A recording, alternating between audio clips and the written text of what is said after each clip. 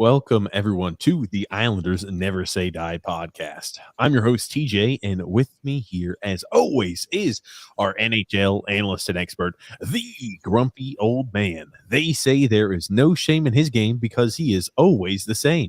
That's me. Grumpy. And ladies and gentlemen, listeners of the podcast, I do apologize. We were an hour late today. I was at a function with the lovely Paige this evening. So, and I think you did. I think you did mention that last week. I didn't mention it enough. Okay. Well, I've forgotten because I was ready and I called TJ. I'm like, dude, it's like 8:05. Are you alive? Are you dead? And he's like, oh, I got that thing with Paige. I'm like, oh, that's right. He did say that. So I'm going to throw the lovely Paige under the bus. No, no. Ding dong, ding dong, ding it. For those of you who are new to the show, welcome to the Islanders Never Say Die podcast. This is a twice a week Islanders-based podcast where we go live every Wednesday and Saturday at 8 p.m. Eastern Standard Time. And if you're new to the show, we invite you to subscribe on YouTube, to like on Facebook, and follow on Twitter. Stick around a while. We talk all things Islanders. We also go live during, I'd say, a good handful of the Islander games, Grump. We do not go live on Thursdays and Sundays during Islander games just because we have another podcast called TJ and the Grumpy Old Man. Now, that is a general sports podcast. We just talk all things sports on that podcast and shoot the shit. That is Thursdays, 9 p.m. Eastern Standard Time, and Sundays, 8 p.m. Eastern Standard Time. You could find that in the link in the description below, or you can find that as a linked channel on YouTube, Grump. Okay. I don't know what any of that means. I don't know any of that stuff. So that's what that means, Grumpy. You can find it as a linked channel on YouTube right there. And you can find it if you're like, where do I locate TJ and the Grumpy Old Man? That's where you can locate it, Grump. But my apologies for not being as open and forthright about us running a little late. I think I forgot to remind everybody on the live stream yesterday during the game. But Grump, the Islanders played the Colorado Avalanche last night, and a lot closer of a game than I think most, and myself included, would have expected. Yeah, for me, we played poorly in the first period, right? Lucky to come out 1-1 tie. I thought we carried the action in the second. And in the third period, I thought we played really, really well then too. Anders Lee, cost us the game. He finally scored. Well, he stopped the goal in front of the net. He's not doing that on the defensive end. Funny, he did that on the offensive end, trying to get it cheapy. That was going in that. Yeah, I'm going to make sure I get that extra goal here. Why don't you explain what happened, Grumpy? Because I want you to be verbose about it. Yeah, Sebastian Aho, who I think has looked really, really good. He's not the greatest defensive player. Acknowledge that. But I'll tell you what, he adds something offensively, and we desperately need his presence out there. I'm just sorry. He takes a shot. He did a fantastic move, getting a little okey doke on number 16, slides it through Kemper's legs, and that puck is going in. It's going to be a goal. I'm like, yep, I'm getting excited. Then Anders Lee comes through and says, I'm going to try to put it in there, get that little goal for me to, try to justify my massive contract. Instead, he knocks the puck out of the net. Is that okay? Here's Grumpy. Come on, don't paint it on purpose. No, don't paint it that bad of a picture. I mean, Sebastian Aho, that was a hell of an offensive move. A hell of an offensive move by Sebastian Aho. Again, there's always going to be question marks around defensive performance. He's never going to be a guy who's going to be a rock back there on the defensive side of the puck. But he had a hell of a move, and he put that shot past Kemper's right. And oh my gosh, you're right. It deflects Anders Lee as he's trying to fight down low, deflects off his stick, and it prevents it from going in. And now there is a lot of controversy on that, Grump, because it looks like it was in the net. It looks really close. Yeah, it was about as close as can be, but you have to see white between the puck and the red line. You have to see it. And honestly, it looked like it was right there. You know what? I don't have a problem with it. Honestly, I didn't see white. I thought it was as close as could possibly be. In the olden days, that would have been a goal because we don't have instant replay where we got to look at everything by a little speck of everything. It cost us. It really did. I thought we played well enough to win. Really, I mean, after the first period, where I thought Colorado just dominated us, the second period was all us, and the third period was Colorado for the most part to get. Yeah, I don't know. Boy, it looks like we're doing some creative measuring now because it didn't look like that yesterday.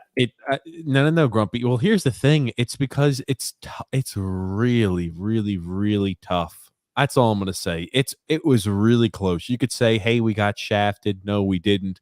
I would be hard pressed to find anybody. Was it It ruled? looks like it's still. It looks like it's still on the red line. It was ruled a goal on the ice, right? It has to Yeah. be inconclusive to overturn that. I'm sorry. That's far from inconclusive. That's one of those, you know how in football, when they make a call on the field and they're like, well, the video evidence really doesn't give us for or against. They say the call on the field stands. That's where when you say the goal on the ice stands. The real culprit is Anders Lee. Is that really who the issue is with, Grumpy? If he didn't stick his big jaw in the way, it would have been a goal. We would have won the game. Probably made the playoffs this year. Oh, that was the game. That was going to be the turning point, right? That's it. That was the turning point of the season right there. It's really, really close. It's really close.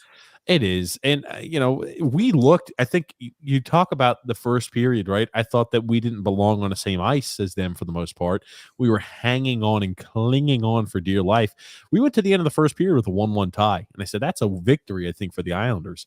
And then the second period, man, oh man, we had some lucky bounces go our way, and I'm not complaining, right? You got a wrister from the point that hits off of, I think, McKinnon down low or Palmieri down low, and he scores a little garbage man goal. He knocks it in.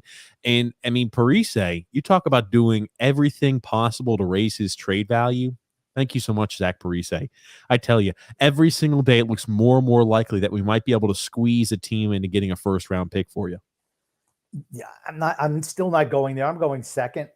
I'm not going first round pick. Here's the thing. I think it's safe to assume bare minimum second, maybe a first, depending on how desperate a team is. I mean, Zach Parise, think about this. Zach Parise, when playing more minutes and playing more ice time, again, he's had quite some time. He's played extremely well in the second half of the season. And we talk about guys who are getting hot. Grump, Zach Parise in the last 6 games, Grumpy old man, Zach Parise has amassed himself 7 points in the last 6 games. Yeah, he's been really good. And honestly, I wanted to say that 8 points. Okay. I'd like to say that I was wrong about him, without a doubt. 100% wrong about him. Worth every penny of that $750,000, without a doubt. I know he started off slow, but he gives it his all every night, right? I mean, let's be honest. I'm going to say that's a bad on me because I didn't care. I thought we should have went after somebody else opposed to him, but I have no problem with him at all. And I was wrong. I didn't think he was going to deliver this. Why don't you tell us how he's going to get 20 goals again, even though you didn't say it? But now, since he's doing great, you want to kind of piggyback on that. I'm sure that's your next thing. Holy shit, ladies and gentlemen. Grumpy old man actually admits when he's wrong. I always do. Always. But let's be honest, right? If you look at last night's game, what did we learn? There's a few things we learned, right? Colorado's not winning a Stanley Cup unless they get some grit and they need a better goalie. Yes, Kemper looked unbelievably weak at times. And Jesus Christ, I'll tell you, we talk about defensive lapses that we have in our own zone. Colorado was hemorrhaging opportunities for the Islanders to take advantage of, and the Islanders were able to take advantage last night. And, what's the difference between the Islanders, right? The defense wasn't great for Colorado. Colorado's defensemen are unbelievably offensively talented, and their forwards are fantastic. I'd say that I'd take Sorokin over Kemper any day of the week. I mean, the goalie, right? I'd say the Islanders are the clear-cut victor, and who's got the better position? A goaltending, no doubt the Islanders are the better goaltender. Right. I mean, without a doubt. And Sorokin gave up 4 goals, and he was the number 2 star in the game, and deservedly so. Deservedly so. He was spectacular last night. I can't tell you how many saves that he made point blank because our whole defensive structure was terrible. Colorado, again, teams that are aggressive on the forecheck and have speed, they're death to us. And you saw that last night. I mean, Colorado looked like they could do anything they wanted. Sorokin was phenomenal. And we said last night, how could the Islanders win? I said, Sorokin's got to be playing out of his mind. And he did last night. He was outstanding, sensational. The one goal that they scored from behind it, I don't even know how it went in, banged it off his back and slides in. I don't even know how the heck that happened. That's going to happen.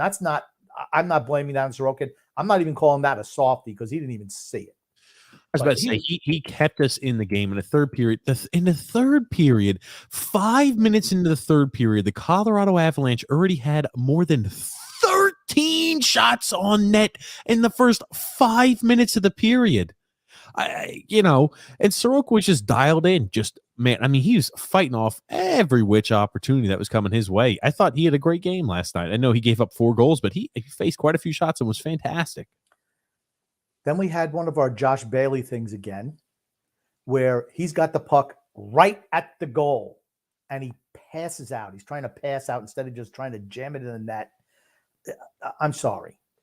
That said, I like the lineup that Trotz put out there last night, and that's the one thing with Barzal out, Trotz has to be a little creative. And I like the fact that he put Bailey at center between Bellows and Wahlstrom. Bailey still gets a lot more ice time than those two. That needs to stop. Wahlstrom and Bellows need to get more ice time. They need to be playing 15, 16 minutes a night. I don't need to see them getting 11, 12 minutes again. I just don't need to see that. Just to give you, again, a better zoomed-in version. Yeah, it looks like it's on the red line to me. It does. Yeah. It does. I'm sorry. I just wanted to show a better angle that I could produce that, Grump. I still hate the rule that everything has to be challenged. Remember, TJ, I'm from a time where there was no instant replay. I'm from the school of hard knocks. My name's Grumpy. They didn't review that stuff. They didn't review every single thing that happened. They didn't review, guys, they were in the offensive zone for 3 minutes and they score a goal. It's like, hold on, he was offsides 3 minutes ago. You should yell to the referee, offsides, not wait for a result. Now, you were talking really quickly to get us back on target. You were talking about Josh Bailey, how you liked him on the third line. Now, there's a few things we could break down. You said there was another Josh Bailey moment last night. Is this the Josh Bailey moment you're talking about, Grumpy? When Josh Bailey is one-on-one with Darcy Kemper, and out of this position right here, he's got his head like a mite, like a peewee would, staring down at the freaking ice, and he passes out of this opportunity right here. Is that what you're talking about, Grump? Yeah. As he is clearing one-on-0 against the goalie, one-on-one against Darcy Kemper, and he passes out of this situation. Is that what you're talking about? Another Josh Bailey moment? Yes. Holy shit! I'm sorry. I don't know anyone who doesn't shoot from that position. I'd be pissed off if Joe Montanats, who was playing beer league hockey, and then determined he gets put on the third line and plays the Josh Bailey role, if he's passing up out of that opportunity too. Holy shit! Take yourself a shot. Give yourself a chance here, Josh. I'm shooting. If I'm on the ice, I'm shooting. There's no way. I don't care if I got Ovechkin on one wing, Ovechkin and Gretzky, Gretzky. I'm just saying. And Yari Curry on the other. Go ahead. We'll do a Gretzky route. I'm still shooting the puck from that position. What other things did we learn though? We learned a lot. Now, and I want to kind of take this bit by bit because I know we had mentioned, right, going forward with comments we'll be posting. Won't be posting every single comment just for time's sake, but we'll be posting comments that bring up additional thought-provoking items and ones that I think will get a kick out of. Now, are you talking about Devon Toews, Grumpy? Is this kind of what you're wanting to launch us in, or what do you? We learned a lot last night, and again, this is a team that we already know a lot about, but I think last night told a lot of the story as well. Yeah, no, I want to still talk about things I learned about the Islanders, Barry Trotz, how he looks at the game sometimes, what he really thinks about players in crunch time, and why he doesn't do it normally drives me crazy. Like at the end, after, the last minute or two, he throws, after they got that extra goal where they went up by 2, who does he have out there? Bellows and Wahlstrom. Why? Because they have an ability to shoot the puck and score. Why are they not out there automatically when it's when we have 1 goal down in the last minute and we pull our goalie? Why aren't they on the ice? I want shooters out there. Who did he put out there again? Josh Bailey. He's no threat to shoot the puck. Teams know that. You need shooters on there when you're down a goal in the last minute. You don't need guys who are just guys who pass the puck. It can't happen. I mean, it's still frustrating, but I did like the fact that he did put the two of them out there. He did realize it when it was really desperate and we needed a goal. He puts those two guys out there at the end. Why aren't you doing that earlier? That's a question I have. They didn't play much. They didn't play much ice time. I mean, No. just think about it, Grump. Wallstrom and Bellows are playing around 10 minutes a game right now. And think about this. They're playing 10 minutes a game when you have forwards and centers doing shit like this on the ice. I mean, Josh, he seriously just put that in the backhand and just put it up. Darcy Kemper. And I think when we live streamed the game yesterday, I'm like, the guy's he's on his stomach. Get the puck up, put it on your backhand and get that roof the thing. Huh? Come on. No, I think it's a different one it was a different play I was looking at. That was the one deflected by Bellows. This is the one where Bailey just passed out of that Grump. That was the one I just showed you. That's right. That's right. Bailey. This is the exact one. Yeah, that's right. I mean, you can't pass out of there. I'm sorry. Shoot the puck. This is the one that also, though, gets deflected by Kiefer Bellows in front of the net. By the shot, I think it's by Palmieri. Or who is it by? Palmieri, Patrick? I can't remember who it's by.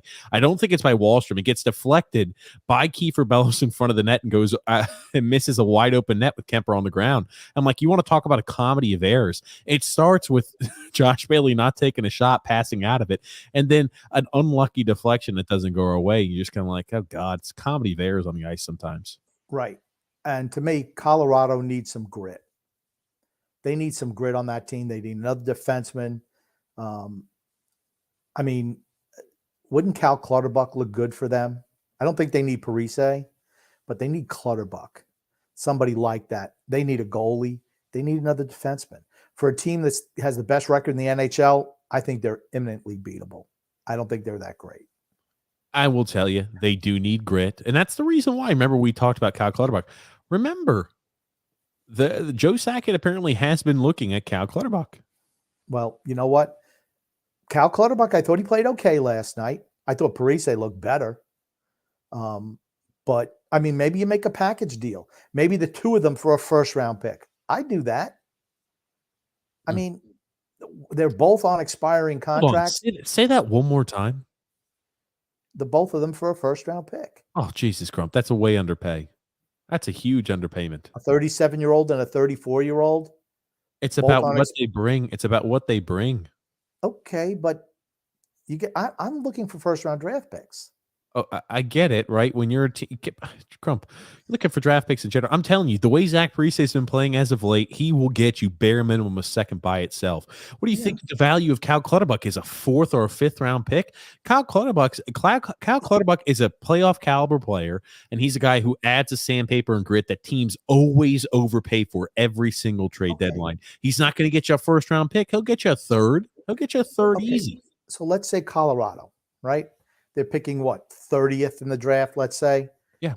And if they're going to give you a second round pick for Parise, you give Parise and Clutterbuck, and you move up 30 spots. I have no problem with that, because that first round pick is, way more valuable than a late second, a late first. I mean, let's be honest, a deep draft, you want as many firsts as you can. I mean, that's what I'm saying. I would have no problem moving both of those guys for a first. Varlamov, I mean, they desperately need a goalie too. Desperately. Their offense is phenomenal. Their second line is better than it's been, which gives them more balance that they haven't had the last couple of years, unless, Kadri does one of his Kadri things come playoff time. He does it every single playoffs, every single time. But to me, it's like they still need pieces to win a cup. They remind me a lot of Tampa Bay a few years ago, before they got a little bit of toughness on that team. And what are they willing to do it now, or are they going to wait? They've got to add the toughness. I mean, you don't want to go ahead. You don't want to miss out on additional time in your window. So I wonder if Sakic has the same problem that Yzerman did when he was in Tampa. It's like, okay, these guys are better. I want to keep the better players on the team, where sometimes they don't realize, because they were great players, that you need a little bit of sandpaper. Yzerman never made that deal in all his years as GM with Tampa. It was Brisebois who made those deals. Is Sakic the same way? Does he think the same? He was a really good player. He wants to keep the more talented players as opposed to the sandpaper guys. I don't know. I think we're going to find out come trade deadline. Yeah. Remember, I mean, how long has Sakic been a general manager for? I don't know, 3-4 years.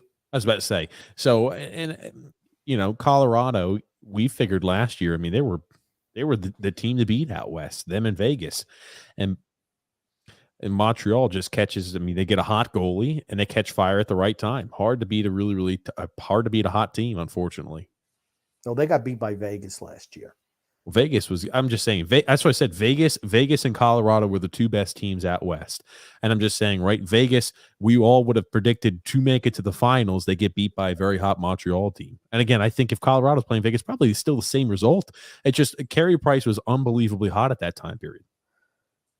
It's playoff hockey. Things happen.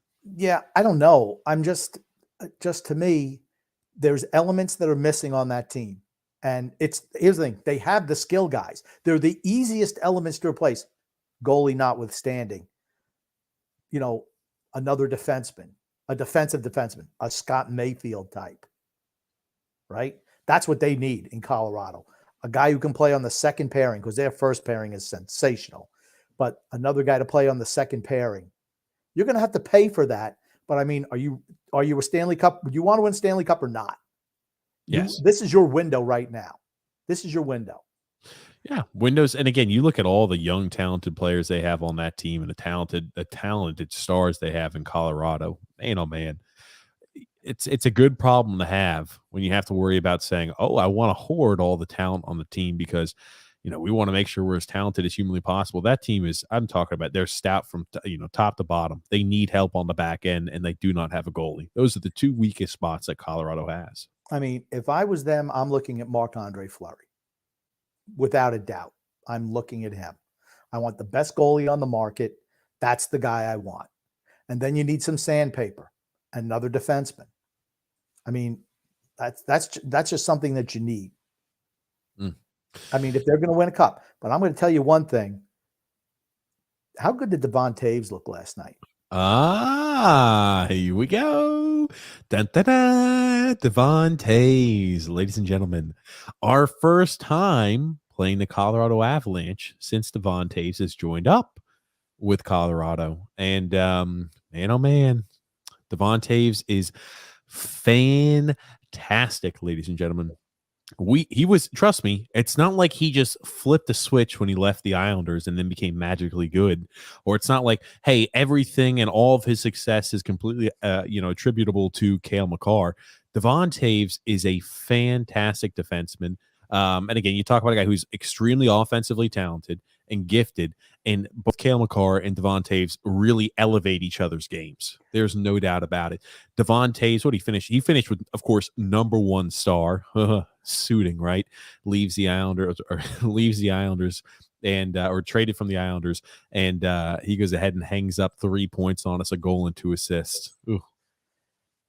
Yeah, here's the thing. We got to let go of that trade, honestly. I know it's hard, but that's 2 years ago. Let me ask you this. What do you mean? How can we say we need to let go of that trade? You know what it'd be like? It would be like telling the Islander fans to say, we got to let go of that Zdeno Chara. Well, even the team then was, I mean, they were miserable. But it'd be like saying, don't worry about that Zdeno Chara trade or Roberto Luongo, and they're in the league lighting the world on fire, receiving Norris candidate trophies. It'd be like we trade away Roberto Luongo, and within 1 year, he's receiving Vezina trophy. He's receiving Vezina finalist votes. And we trade away Big Z, and the next year, he's receiving Norris trophy votes, and he will be for the remainder of his NHL career. Yeah, I'm not saying that we pretend like it didn't exist, but you got to stop dwelling on it. In my opinion, we have to stop dwelling on it. It's done and dusted. That's 2 years ago now. It is what it is. Yes, we all knew it was a bad trade. We don't talk about this every podcast, Grump. I think it's apropos to talk about it when we played the Colorado Avalanche, though. It's not like we talk about this every single time. If somebody says, oh, we couldn't make the cap work, we're going to call BS on it and speak about it. But I think we can talk. I think we're justified to talk about Devon Toews a little bit. We don't have to talk about the trade, but I'll be more than happy to talk about how fantastic he looked last night, if that makes you feel better. He was, yeah, I know what you're saying. He was fantastic last night. And here's the thing. He's been playing like that all year. And one thing you notice about their defense, particularly Makar and Toews, in the offensive zone, they're just going for it. They drive into the net without the puck. I mean, it's tough to mark those guys. I mean, how many chances did McKinnon have at the side of the net that we just couldn't cover, that he just missed on yesterday? I was going to 3? say, how many of those one-time attempts where he was wide open, you're right, when we had left him completely unmarked, and he just, you're right, it just flubs off his stick, or he's unable to make good, clean contact, and you think to yourself, holy crap, we got lucky. Their talent level, that first grouping, is unparalleled in the league right now. They're spectacular. I mean, we That's, could that's not. the issue with Colorado. They're a one-line team. We Or that was the issue last year. Right. It's not so much this year, but it certainly was last year. But that group with Toews and Makar out there with them, we could not keep up. It was, I'm not going to say embarrassing, but it's like we had no idea what we were doing when they were on the ice. They were so fast. We get the puck and they just steal it right back. They're really, really talented and really, really good. Congrats to Colorado and their fans, because, I mean, gosh, to watch that hockey every night, I mean, it's a joy. It really is. I will say this here too. When we think about Colorado, they were fantastic. They were enjoyable to watch. And it felt like at times in the second period, I thought we took it to the Colorado Avalanche. That being said, it's almost like they weren't engaged. And you wonder, right? When a team shows signs like that, where they're really good some periods and other periods they put out a real stinker, it makes me think, okay, do you have the ability to, come playoff hockey, be able to switch it to where you're on for a full 60 minutes a game? Can you make that switch? Can you flip the light switch to where you say, I'm engaged, I'm ready to go for a full 60 minutes? Or are those mental lapses still going to be there? With Colorado, I don't know. I don't watch enough Colorado games, but that's one of those things I always wonder, when they're able to flip the light switch on and just completely annihilate you some periods, and other periods they'd look completely, underwhelming. Yeah. I mean, they certainly flipped the light switch back on in the third period. I don't know what to think of Bednar as a coach, though. I know he's been there a number of years, one of the longest tenured coaches in the league, but I'm just like, I don't know how good he is. Obviously, he's a good offensive coach, but they have some deficiencies on the back end that they're going to have to shore up if they want to win Stanley Cup. I mean, I don't think they're as good as Tampa was when they were getting knocked out in the first round, but they're close to that level. And if they don't make the necessary alterations that they need before the deadline, I don't see them winning the cup this year. I just don't. I think this year Colorado is a more complete offensive team than they were last year. I think defensively they still have holes. I mean, you look at Alex Newhook, right? He's still young, but he's taken a step forward, I think, in his game. I mean, Nazem Kadri has had a resurgence in his career. I mean, this is a career year for him. Of course, it's coming on a contract season, but I mean, he's had a fantastic year. I'd argue Colorado, is, instead of it being, as the one line team, which I think was rightly dubbed there last year, it's more of a two line team here too. But I mean, you look at how much speed they have on the team. Abe Kubel, every single guy just zipping past every single one of our players. Fast defenseman too. And it made me think to myself, holy crap, thank God Zdeno Chara was not in the game last night, because he would have looked like a pylon going, half speed, and the Colorado Avalanche would have been going at 2x speed. He would have looked like, what the hell's going on out here? Without a doubt. And that was a blessing that he wasn't playing. Think about how bad it would have been, honestly. Yes. I want to talk about that and about players not playing and the results we've seen as of late. But I want to do one more item and talk about Devon Toews. Okay, Grumpy, I need to talk about this. Now, we had looked up, and after the game, I thought to myself, oh, holy crap, Devon Toews is a plus 45 this season in the 43 games he's played. I was very interested to see what was the record for the best plus minus recorded in a season. Now, that being said, right, Devon Toews is not going to break the record for the best plus minus ever recorded in the NHL. Just not going to happen, right? You see Bobby Orr back up there in 70 with 124. That being said, ladies and gentlemen, Devon Toews, and I'll scroll through just in case anybody's calling me. I'm saying I'm out, off the cuff here. Oh, right here, TJ. Look at all of these years. every single extremely high plus minus was mostly during the 70s and the 80s. You'll notice, and this is through the first 50 individuals, and you could go check this out on your own. I'm not going to scroll through every single person. I think Grumpy and I did that right after the game last night. But Devon Toews has a chance to have the highest plus minus recorded in the last 3 decades of the NHL. Right here. Vladimir, and I can't pronounce his last name. Konstantinov, plus 60. That is the highest plus minus recorded in the last 36 years. So if Devon Toews continues at this place, he's plus 15 off for having the highest plus minus recorded in the last 3 decades. With the style of hockey that's played today, having a plus minus of plus 60 is freaking unheard of. And you've got a guy who's averaging almost a point a game. I would argue, right, if there's a time for him to be a legitimate candidate at the Norris Trophy to separate himself from Cale Makar, this is the year. I'm not saying Cale Makar is not fantastic. I'm just saying if you break the record or if you had the highest plus minus in the last 3 decades of hockey, I mean, think about this. All of these plus minuses, even in the mid 90s, the butterfly style wasn't all that ingratiated yet. Think about all these plus minus. We might never see a plus minus this high in the last 3 decades, Grump. Yep. Like I said, if you looked at the first 50, I think you had 5 guys from Montreal 76, 77 season.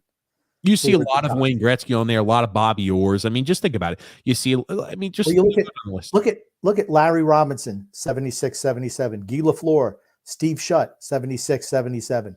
Those are 3 of your top 6 all time. Think about that. Then you have, if you scroll down a little bit more, I think Serge Savard was in their same year, 76, 77. I mean, that's what happens when you have great teams. And here's the thing. Colorado is a really, really good team. They still need some grit, and they still need another defenseman and a goalie. I mean, that would make them virtually unbeatable if they had those elements. And those are the easy things to get. Like I said, I'm looking at Fleury. Defense is not the easy thing to get. Goaltender, right? You could find a stopgap guy. I think that's possible. But I tell you, you talk about a team who would value Scott Mayfield like nobody else. He's cheap. He's cost effective. You have him for this year and next year. A guy who's more of a defensive defenseman, who's more physical, that plays that style. I mean, you think to yourself, okay, is Colorado a team that is built for playoff style hockey? I don't know. Jury's still out on that.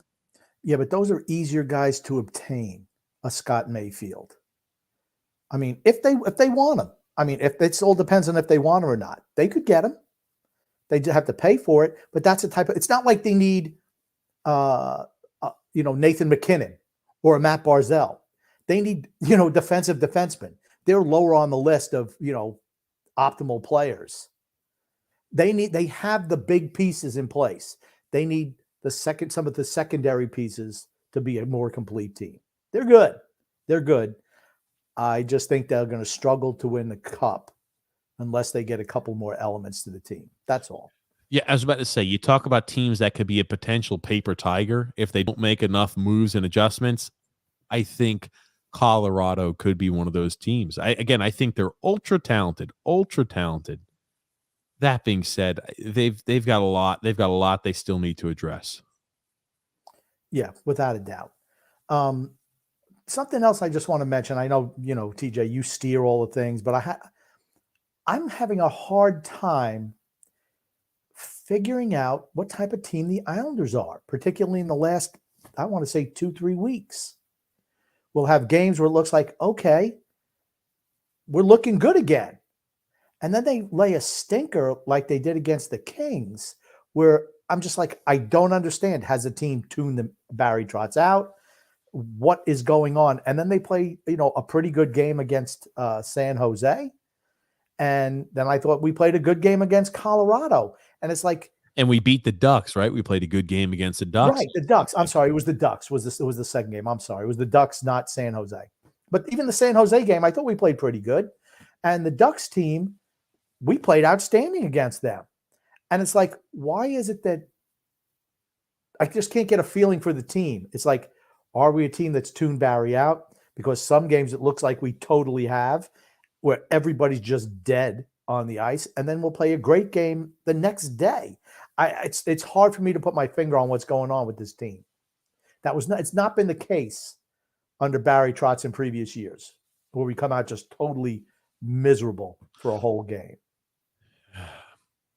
It's like I said, it's a little bit baffling to me. It's one of those things that's troublesome for certain, and it gives you, and like for fans' sake, right? When I see the way we played against Colorado, right, you could tell that Colorado was by far the better team. There's no doubt about that. But we had stretches where we looked competitive. And for a team that, right, when we look woeful against, okay, we lose the Seattle Kraken, we get shut out at home against the Seattle Kraken. Okay, we lose, and I'm talking about we get dominated by the LA Kings. Okay, we lose in overtime at home, I think, to the Montreal Canadiens. Okay, we lose to the Buffalo Sabres. And you just think to yourself, I'm like, oh man, we have some really bad losses, but against a team like Colorado, who's a really good team, right? I'm trying to think how many. Colorado only has 10 regular season losses all season long. Yeah. And you play them close and you have chances, you take advantage of your chances, and you have outstanding goaltending. You're right into the third period. You go into the third period with a lead and you lose, but you play a really, really solid game. It's just, I don't know. But it is a step up from earlier in the year where we were just pretty much bad all the time, underwhelming. But now I would say we've been consistently inconsistent, if you know what I mean. It's like, I don't understand. Some games seems okay. It seems like we're playing like we have the last couple of years. And then all of a sudden we have a brutal game. I can't remember the last time I seen us play as bad as we played against the Kings. It was bad. That game was hard to watch, honestly. If I didn't have to do it for this show, I would have turned it off because that was brutal. Just consistently inconsistent, I guess is the way I'm looking at it. Consistent. And it's I don't understand that, because it's like these guys know what's expected of them. It's not like they're new to the system. They've been playing the system for 3-4 years now. And it's like they know what the expectations are. And how do you come out so flat? And it still frustrates me when we have a flat first period. And that's been really consistent. Again, just flat against Colorado. They just jumped on us from Jump Street. And it was like, what is going on here, guys? I mean, I realize, and the players have to realize, too, that the chances of making the playoffs are slim. But still, I'd like to see more jump. I just would. I want to talk a little bit about what we've seen in the last few games. I thought we've looked good. Even though we lost against Colorado, I thought there were signs of hope. And, we beat the Ducks, right? We looked good when we beat the Ducks. Yeah. Now, there are people, and some I'm sure do so facetiously, and some do so with actual thought, I think, behind their comment. They think that the team is playing better without Matt Barzal. Matt Barzal's out of the lineup, and we're playing better hockey. You're right. We beat the Anaheim Ducks. We looked miserable against the LA Kings, but we beat the Ducks when Matt Barzal's not in the lineup. And then, okay, there happens just to be correlation here, Grump. Okay, here's the way I look at it. Whenever a star player goes down, you can see a team rally around each other to pick up everyone's game, picks up a little bit. It's not sustainable long term, but you can make some moves early on. That said, is Matt Barzal really a good fit for the Barry Trotz style of hockey? No, he's not. I think everyone would agree with that. He's our best player, but I don't think the team is better without him. Like I said, just for a couple of games, we've looked okay. And maybe it's just shaking things up a little bit, which we know Barry is loath to do. If you shake things up a little bit, maybe you get some better results. Like I said, I like the pairing yesterday of Bailey with Wahlstrom and Bellows. I like that pairing. Bailey is defensively responsible, playing third line. I have no problem with him there. He's not going to shoot, but he's got two guys who really want to shoot the puck. So, I mean, I know they didn't get results last night, but I did like that line, at least on the ice when they did play together. The minutes for the two wingers was not enough for my liking, and Barry just needs to let go of that. He just take the reins off those kids. In this season, where we're at, those kids need to play 15, 16 minutes a night. Stop playing all the vets, overloaded minutes, and sitting those kids. They need more ice time to get better in every situation. I kind of want to go ahead and talk. I'm not opposed to playing the younger guys more. All right, it's just not going to happen. Bellows and Wallstrom play minimal minutes every single night. I mean, it's as simple as it is. And I think for people to opine that because Matt Barzal is out, the team is playing better, I think is foolish. Matt Barzal is an excellent player, but I think you're right though, Grump. He is not a player that's meant for this system. This is not the system that allows Matt Barzal's game to thrive. It just isn't. But he's by far the best player on this team. And if you think if we subtract the best player on this team, right, we're going to be successful, I think you're crazy. This is not John Tavares 2.0, right? You lose John Tavares, everybody thought, oh, the team's going to be miserable. And we had an unbelievable bounce back. We make the playoffs without John Tavares. Oh, who would have ever thought that? Yeah, Matt Barzal is different than John Tavares. That is for certain. Yeah, but okay, it was the system change that we had that enabled us to make the playoffs. Don't tell me the team is better off without John Tavares. It's not true. I mean, was he worth the 7 years or whatever he was going to get 8 years from us? No, because it was going to be a bad contract at the tail end. But I mean, don't tell me that if Tavares was on this team, we wouldn't be better. I mean, that's just kind of foolish. And the same thing with Barzal. I think Tavares was an issue in the locker room. I don't know about that. Again, I think we've got a really, really close locker room. I don't think I don't know. He always seemed kind of anytime you hitch your ride to a captain who is again, I think captains can lead by example. You have to be somewhat vocal though. It's just not what he is. And when your captain is led by a guy who maybe he doesn't speak much in the locker room. Maybe, the way he interacts is not, he never was a vocal guy ever, right? Sometimes you need your captain to be a little bit vocal in the locker room after you get your ass kicked by a team, right? You need to have a guy stand up and say, that's unacceptable. This is how we have to. John Tavares would strike me as a guy where if you got your ass kicked, he just would sit quietly, get undressed and leave. That's I'm just complete conjecture on my part. But how quiet and how soft-spoken he was, he does not seem like a guy who takes the locker room by the reins and steers it the way it needs to be in order to be successful. I'm not talking about his ability as a captain. I was talking about his ability as a player on the ice. On the ice, he's fantastic. On the ice, he's fantastic. But sometimes the chemistry matters a bit too. Yeah, but I mean, you can't say that the players that played with him had bad chemistry with him. I mean, he made the players on his line better. I mean, that's how you can tell a player is really good. Does that better than Matt Barzal does. I think he makes the current players we have on our team better than what Matt Barzal can elevate the current players on our team to. Okay. How was Matt Barzal when he had Parise and Palmieri on his line? How good were they playing with those two guys on there? You keep moving your little straps, so I hear that. Thank you, Grump. But he was much better. He was much better when he had guys that were competent, that could skate, that forechecked. You saw his number one, his line mates play. They elevated, and you saw Matt Barzal's play elevate. That's the thing. He has that ability. You just have to put him with the right pieces.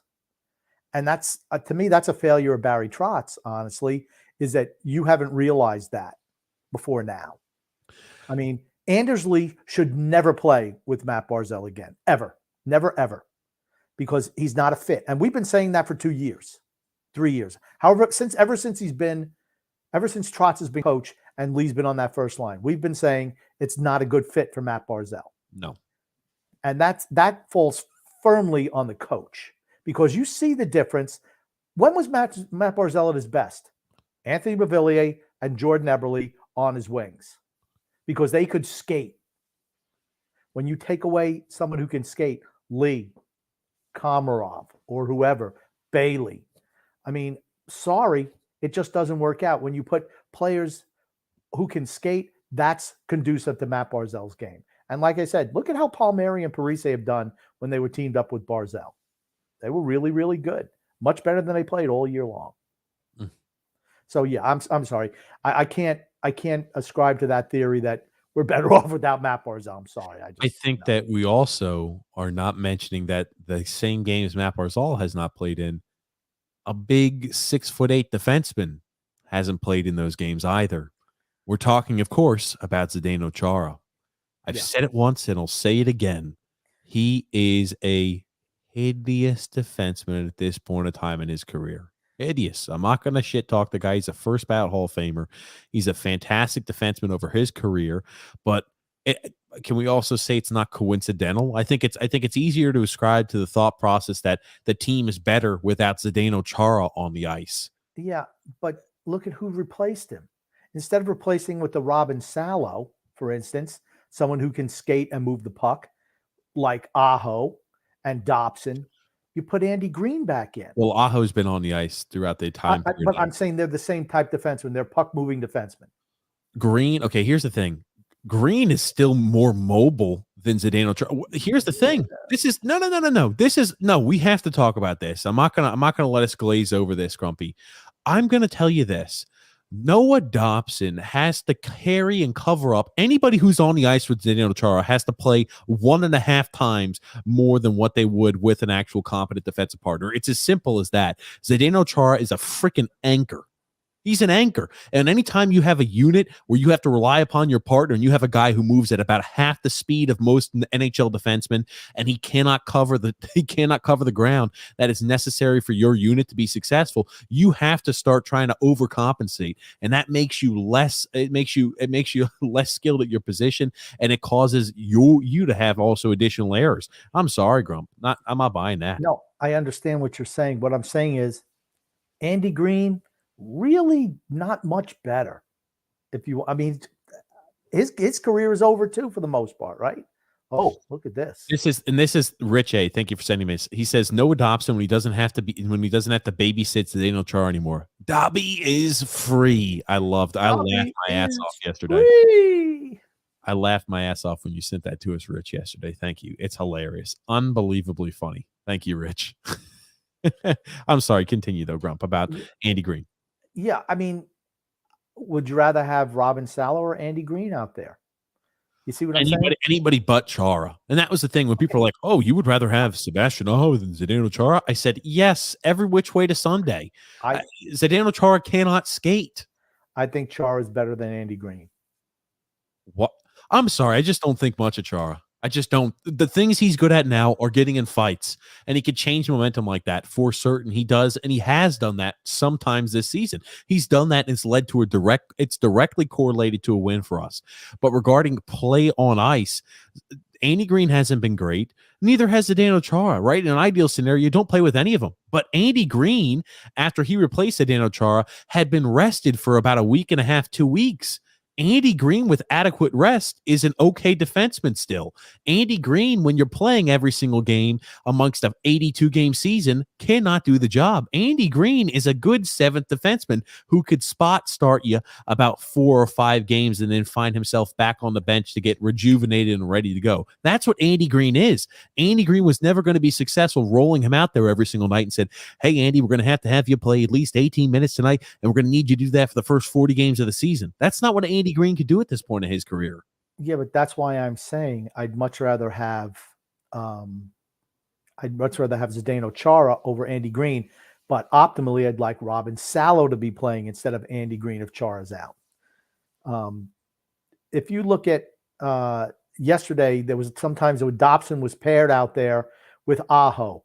That's a bad defensive pairing. Yes. That's a bad defensive pairing. That's a dumb defensive pairing because Dobson, as much as we like him, he's not 100% developed defensively, and Sebastian Aho needs work on the defensive side. Absolutely. Absolutely. To me, I like Sebastian Aho as a bottom pairing guy.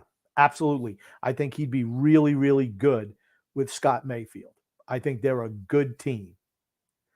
The problem is I don't think Pulak has been that good this year. Pellick has been good, and Dobson's been real good too. They've been our 2 best defensemen, and Mayfield after that. But it's really there's a drop off after that. There just is. At this point, if you're going to have Chara out of the lineup, though, I'd much rather have Salo, and then kind of jigger it around. So hold on. What word was that? Jigger it. Like jiggering the lines around. Jiggle. Yeah, whatever. A maneuver. Whatever. Okay. I'm just giving you a hard time, Grump. Mix them up a little bit. There it is. I mean, eventually, I'd love to see Pellick with Dobson. Tell me that wouldn't be a great defense pairing. I think I Ryan wouldn't be Pulock's taking a opposed. step back. I think Ryan Pulock's taking a step back this year. Maybe still hurt. Okay. That's the caveat. I don't know, but he's not looked good. He's not looked good. And he did score against Darcy Kemper. I mean, that was a weak goal that Darcy Kemper allowed. They No all doubt count. about it. They all count. Good for I know. him. I know. I'm just saying. It wasn't, it wasn't one where it's like, oh, it was a howitzer from the point from Ryan Pulock. No. The guy, right, when we originally had drafted him, and even when he was in, Bridgeport and juniors, right, he was a guy who was supposed to be a power play quarterback. He was supposed to have an unbelievably hard slap shot, and he's going to score a lot of goals. You just never find the net. I would rather him take a little off, put the puck on net a little more like we did yesterday, because you're going to have mistakes like that Darcy Kemper made. Maybe you're going to score a few goals, or the puck gets, deflected out front of net. Yeah. I mean, but he is what he is at this point, right? He's a finished product. He's not going to alter his game at this point in time. Just not going to happen. He is what he is. Solid defenseman. $5 million a year, more than enough to pay for him. Yes. Yeah, I don't disagree. I mean,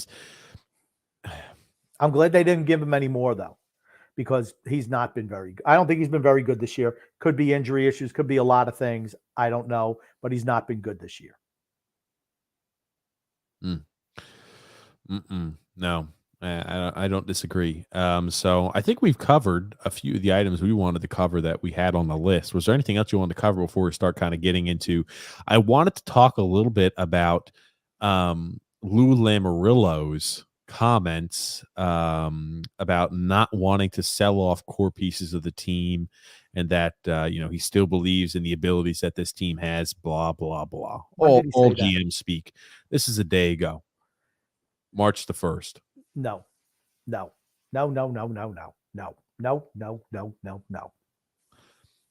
This core is done. No.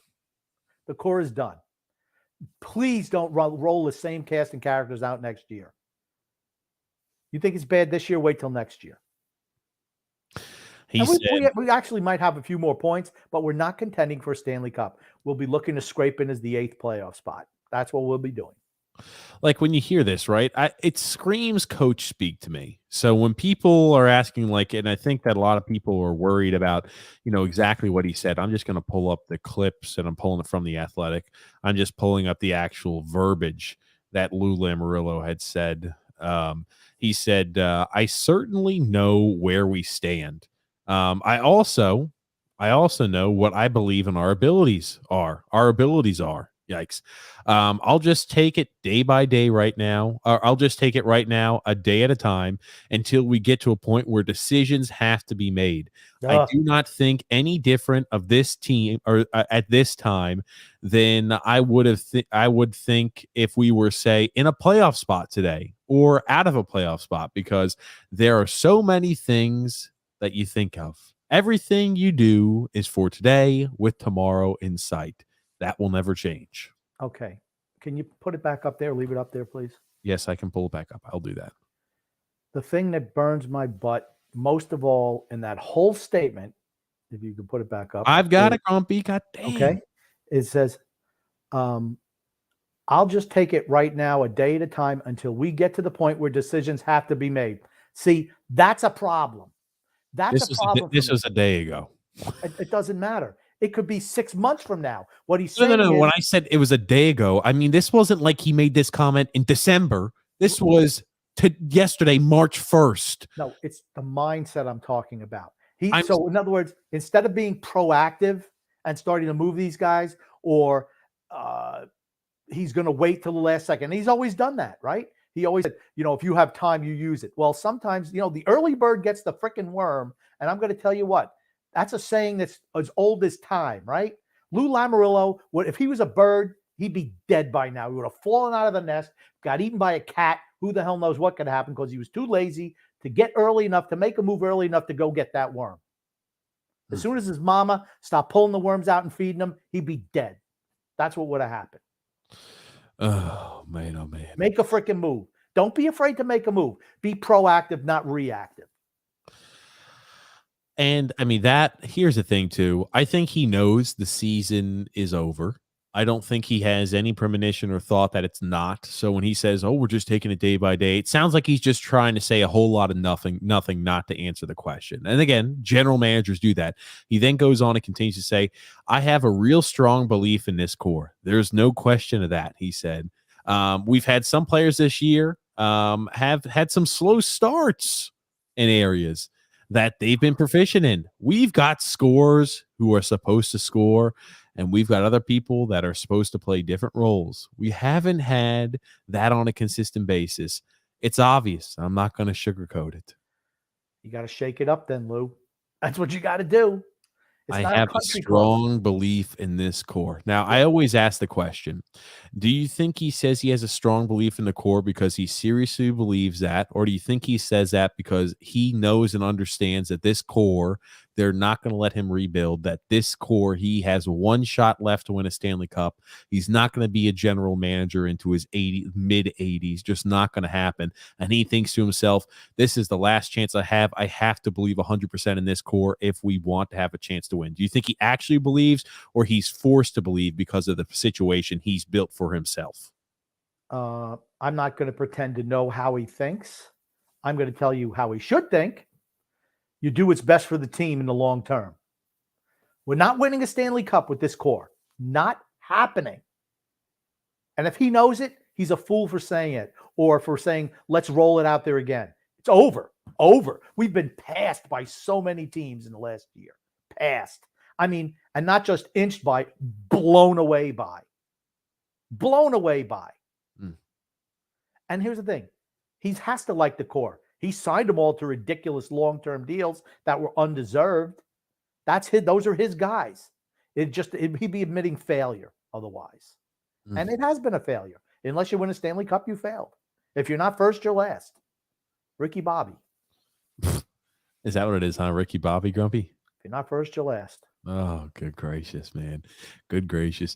We're going to get into our ad read, Grumpy Old Man. Today's podcast is brought to you by DraftKings. Hoop fans, the latest offer from DraftKings Sportsbook, an official sports betting partner of the NBA, is too good to pass up. I'm talking between the legs, 360 windmill good. New customers can bet just $1 on any team and win $150 in free bets if they win. It's that simple. If Sportsbook isn't available in your state yet, you can still take your shot at a big payday. Everyone can play for huge cash prizes with DraftKings Daily Fantasy Basketball Contest. DraftKings is giving all new customers a free shot at millions in total prizes with their first deposit. Download the DraftKings Sportsbook app now and use the promo code THPN and bet just $1 on any NBA team and win $150 in free bets if they win. That's promo code THPN at DraftKings Sportsbook, an official sports betting partner of the NBA. Must be 21 years or older. Minimum age and location requirements vary by jurisdiction. See DraftKings.com/sportsbook for a full list of requirements and state-specific responsible gambling resources. Void where prohibited. Minimum of a $5 deposit. If you have a gambling problem, call 1-800-GAMBLER. In Tennessee, call or text TN Redline, which is 1-800-889-9789. In Connecticut, call 888-789-7777 or visit ccpg.org/chat. In New York, call 877-8-HOPE-NY or text HOPE-NY, which is 467-369. Grump. Hope Penny. Hope Penny, baby. Have they changed up the ad recently? Because actually, you sound like you're pretty good at it now. Yeah, I just kind of have committed to memory. When you read it so many times, Grumpy, you just get kind of. Hopefully, they haven't changed it up, and you just didn't bother reading it. No, Grumpy. I'm making Grumpy. I checked, Grumpy. Don't you worry, you pretty little head, Grump. I checked. Don't you worry, Grump. Huh? All right. Oh man, I tell you. I want to bring up kind of different topic here. Talking about Robin Salo. I'll show you the quote from him today, and I'll ask you do you think Robin Salo is happy? He said, to be completely honest, Bridgeport's not a great place to live in. It's probably a bit of a den. I'd probably much rather live on Long Island, but there's nothing I could do about it. Now I play for Bridgeport, and then I have to make the best of the situation. I don't know what the question was, but that's what do you think of Bridgeport? Not a glowing review. Yeah, I mean, God, fellas, just be smarter than that. You're That's not a good 25 years. answer. What's he? 24 years old. He's 24, 25 years old. He should know how to answer a question like that. That's a bad Yeah, answer. yeah. I mean, just say, yeah, I'm just trying my best, working hard, trying to get my way back up to Long Island. That's all you have to say. What do you think about Bridgeport? You don't talk if you This place first hate sucks. if you hate the place, you don't say that's kind of a bit of a den. You said the people here have been very welcoming. I've loved the relationships I've gotten to build over the past few months with players in the organization. Brent Thompson has been really opening, and they really try to make sure they put me in a position for success. I'm really appreciative about the organization. That's all you say. It's like simple. How do you respond? The guy's 24 years old. It's not like he's 16, 17, 18 years old. He's been answering questions from the press for years now. It's like when Josh Hosang would do that shit. I think to myself, Josh, I know it's true, but guess what? All you're doing is shooting yourself in the foot. I know it's true, Josh, but don't shoot yourself in the foot. You're going to give away any chance you have. This is worse, in my opinion. No, this couldn't be worse than what Josh Hosang used to say. Hosang wasn't talking about the area that he was living in. Hosang used. He wasn't talking about the temporary housing situation he had in Bridgeport. I've never lived in Bridgeport. Maybe it's a shithole. I don't know. But I mean, if you want to alienate the fan base, go ahead and tell them that the area of the country they live in sucks and it's a piece of shit. Go ahead and say that because that's going to get people on your side. He's trying to be a villain in the WWE. Yeah, I hate everybody in Massachusetts. They suck. This is a shithole of the country. I was about to say, that's only if you were wrestling in Boston. I was about to say you would change it everywhere you go. That's right. So, I saw that and I laughed a little bit. I'm like, Robin, buddy, you can do better than that. Come on. Hosang was different. It probably didn't mean for it to come off like that, but it didn't come off well. I don't know. I mean, the more he talked, the worse it got. But Hosang was different because they were killing his career, and effectively they did for the most part. And that's why he said something. He didn't say, man, Bridgeport blows. I hate it here. That's the reason why I'm not playing. He never said that. Just foolish. But I'd much rather see him with the big team as well. We're going to start getting to a few comments. Grump. Tony Hopenny says, I was worried. I thought you two joined up the fight for Ukraine. No, we were running late. I saw a lot of that. I was in the bathroom. I was in a prolonged 1 hour long bathroom capade was the issue. Tony Hopenny said, I was at a function, aka I was in couples therapy trying to convince my wife not to divorce me. That could be it. Who knows? Matthew S. says, the very long leaky bladder. Absolutely. And I heard TJ was trying to sabotage the MLB meetings yesterday. Yeah, I'm sure about that. Yeah. We're going to talk about those in the CPA agreement tomorrow. Absolutely, on TJ and the Grumpy Old Man. That's going to be a fun one to talk about. Alexander saying here, Grumpy, you need to get social media, man. That's what TJ says. I'm not allowed to because I'd be problematic. That's a diplomatic way to put it, right? I'd be problematic. Yes, you would. You would be a problem. That absolutely would be. I kind of worry. I worry about letting this loose cannon out here on a consistent basis. My God, I see people fight. I used to fight on Twitter and I'd get in back and forth, bang, bang, bang, bang, bang. And I'm just like, I can't do the back and forth on Twitter. I know, Grumpy, with the comments you would make, you would enrage lots of fans, Islander fans, or just people in general, Grumpy. You just have that. You got that je ne sais quoi about yourself. What type of response is like when somebody says something stupid when I throw out pearls of wisdom? What would be inappropriate? Like blow me? Would that be inappropriate? Yes, that would be inappropriate. Really? Is it? Okay, I didn't know. I don't know. Here's the thing. Your comments, Grump, and for those of you who use Twitter, you'll know what I'm saying. There's all the comments where if it's like Andrew Gross says, hey, Josh Bailey tonight, first line right wing. People are going to say, oh, no, this is a bad mistake. They'll do a whole bunch of, PC items. And then you'll go into the hidden comments.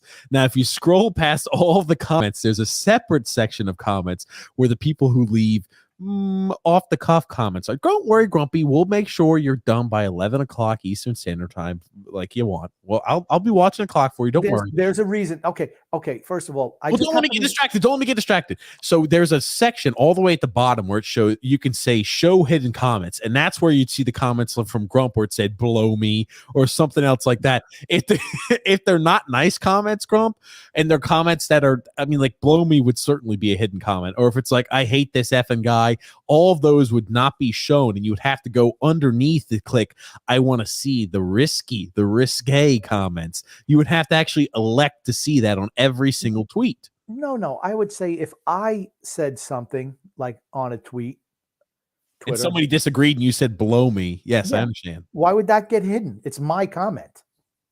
I just it would be a hidden comment, Grump, because it's not a nice one. I'm pretty sure that's how it works. I mean, what if I just put a picture of a lollipop like a blow pop? Just put a picture of that up there. You think that would be okay? I think you'd be okay. Just have to find a way a convoluted way to get your point across. Then, Grump. I could do that. Anyway, you were talking. They know what I'm talking about. Oh, I'd say I'd have to give them like something like a legend. You know, this means this. You know, the blow pop. You know, with the gum. That means blow me, and then just put it out there, and they can figure it out themselves if they're so inclined. oh my gosh, Grumpy. No, I was giving you a hard time because you keep looking. I see you looking at the clock going. No, okay. I'll make sure you're done. No, I'll make sure we're okay, done by first of all- 11 Eastern first of all, Standard Time. I have I time was till- late. We'll make sure. I have time till 11:15 today because I'm going to see an advanced screening of the Batman. Batman's coming out with a movie? The Batman is what it's called with What's Robert, the Batman? Batman. It's like a reboot of Batman. Another reboot of another superhero movie? Ugh. Lollipop me. Blow pop me. Okay, Grumpy? Yeah, whatever. I'm just saying I'm getting to go and see an advanced screening today for free. So I'm going to do it. All right. Here's the thing. It wouldn't have been a problem if you didn't show up an hour and 15 minutes late. It wouldn't even have been an issue. I try to adjust my social calendar to make room for TJ. And admittedly, so he's more busy than I am. So I try to do that. But you can't be throwing me off like that. Lou R says, what about Bailey's vision? Let's talk about the man's hockey smarts after that play in that game. Holy shit. Oh my gosh. I tell you. John M said, did you see the Post article where Lou had said he's not trading away any key players? So that should answer our question. And again, I didn't read the whole article all the way through, and I read it only once. It was like a quick glance. I more read like where he had commented on it, but I didn't see he wasn't trading key players. But that means, okay, Scott Mayfield's going nowhere. So they must think that, hey, we're going to have a chance to win and compete for a cup next year. So we're going to be probably trading away Scott Mayfield at the deadline next year for diminished returns as to what we could have got this year at the trade deadline, unfortunately. Okay. If that's the case, you need to get a new GM. Just has to happen. Ownership needs to say this product this year was not good enough. We're too old, too slow. Way too slow, and cannot keep up with the better teams in the league. Those are just facts. They're just facts. Over the course of an 82-game season, we cannot keep up with the Carolinas, the Floridas, the Tampas, the Colorados, the Vegases, the Pittsburghs. Run them all down. Cannot keep up with them. They're too fast for us. We're too old. You need to make a change. If he's unwilling to do that, it's time to look for a replacement. Sorry. Now, and he also says, I hope it's just posturing because we only have 5 key players, all under 30. Well, I don't think he thinks of a guy like, when you talk about key players, I think more he's talking about, he looks at Anders Lee as a key player. Brock Nelson is a key player. Jean-Gabriel Pageau is a key player. If we're going down the list, I wonder if he thinks Josh Bailey is a key player, right? I can tell you, he definitely thinks Pulak, Pelech are key players, and they are. He thinks Sorokin's a key player, and he is. He thinks maybe Dobson now is a key player, which he is. I know he thinks Scott Mayfield. I think the majority of the players he thinks are key players on this team. Okay. Is Scott Mayfield really a key player? And here's the reason why I asked that question. He's going to be gone after next year. Yes. If he's a key player, why aren't you extending him now? Because if you're not planning on extending him, if you want to wait until he becomes unrestricted, you're not going to re-sign him. He will leave because he's going to get a bigger offer somewhere else. And if that's the case, you move him to get some assets in exchange for him. I mean, I believe he also thinks that Anders Lee's a key player. He's not even a top 6 guy for me anymore. I'm sorry. He's just not. He's, like I said, if they could move him, they should. I know they're not going to, but he's a guy who needs to be gone. His game is really tailed off. Same thing with Josh Bailey. Nelson, he's okay in spurts, but I just think in crunch time, he shrinks. I feel that about Brock Nelson. He's good against crappy teams, but in big moments against big teams, he disappears. Ugh. Last night was a perfect example. He disappeared last night. That game was too big for him. And you know who stepped up and shined? I'm going to get a first-round pick at the NHL trade deadline, Parise. He absolutely did. So did Palmieri. Okay. I'm not going to go that far. Palmieri's goal, he looked okay. Played well yesterday. He's looked okay all season. He hadn't put the puck in because he was snake bitten earlier on this year, and now he's getting a few lucky bounces. Right? That was not okay. They all count the same. Goals are goals. That was an Anders Lee special. I really thought that if you could have told me this is how the goal was scored, and I wouldn't be able to see who actually scored it, I would have said, "Oh, that's an Anders Lee goal." Okay. I'm just saying he played well last night. I'm not talking about results. I thought he played well last night. Some guys shrink in big moments. Brock Nelson is one of those guys. You're never going to convince me otherwise. Sorry. Like I said, he's in his 30s. He is what he is as well. Palmieri stepped his game up, particularly when he was teamed with Barzell. And Parise absolutely has. 100% wrong on Parise this year. 100% wrong.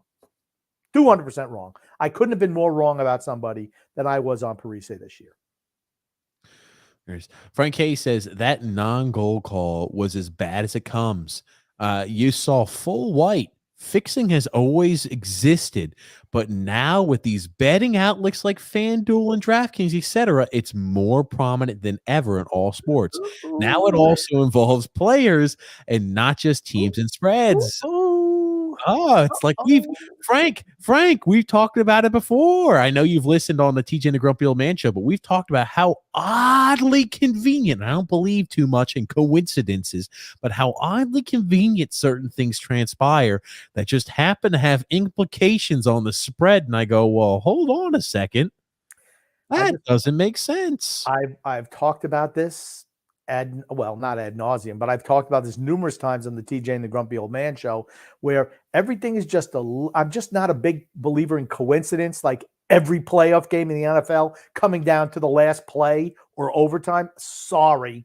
And Patrick Mahomes having they needed 35 yards in order to cover the spread, and he had something like 40. He had something like 49 and took 15 yards, 15 minus 15 yards in QB kneels in 3 plays. You're like, well, hold on a second. That's a little That's a coinky-dink there.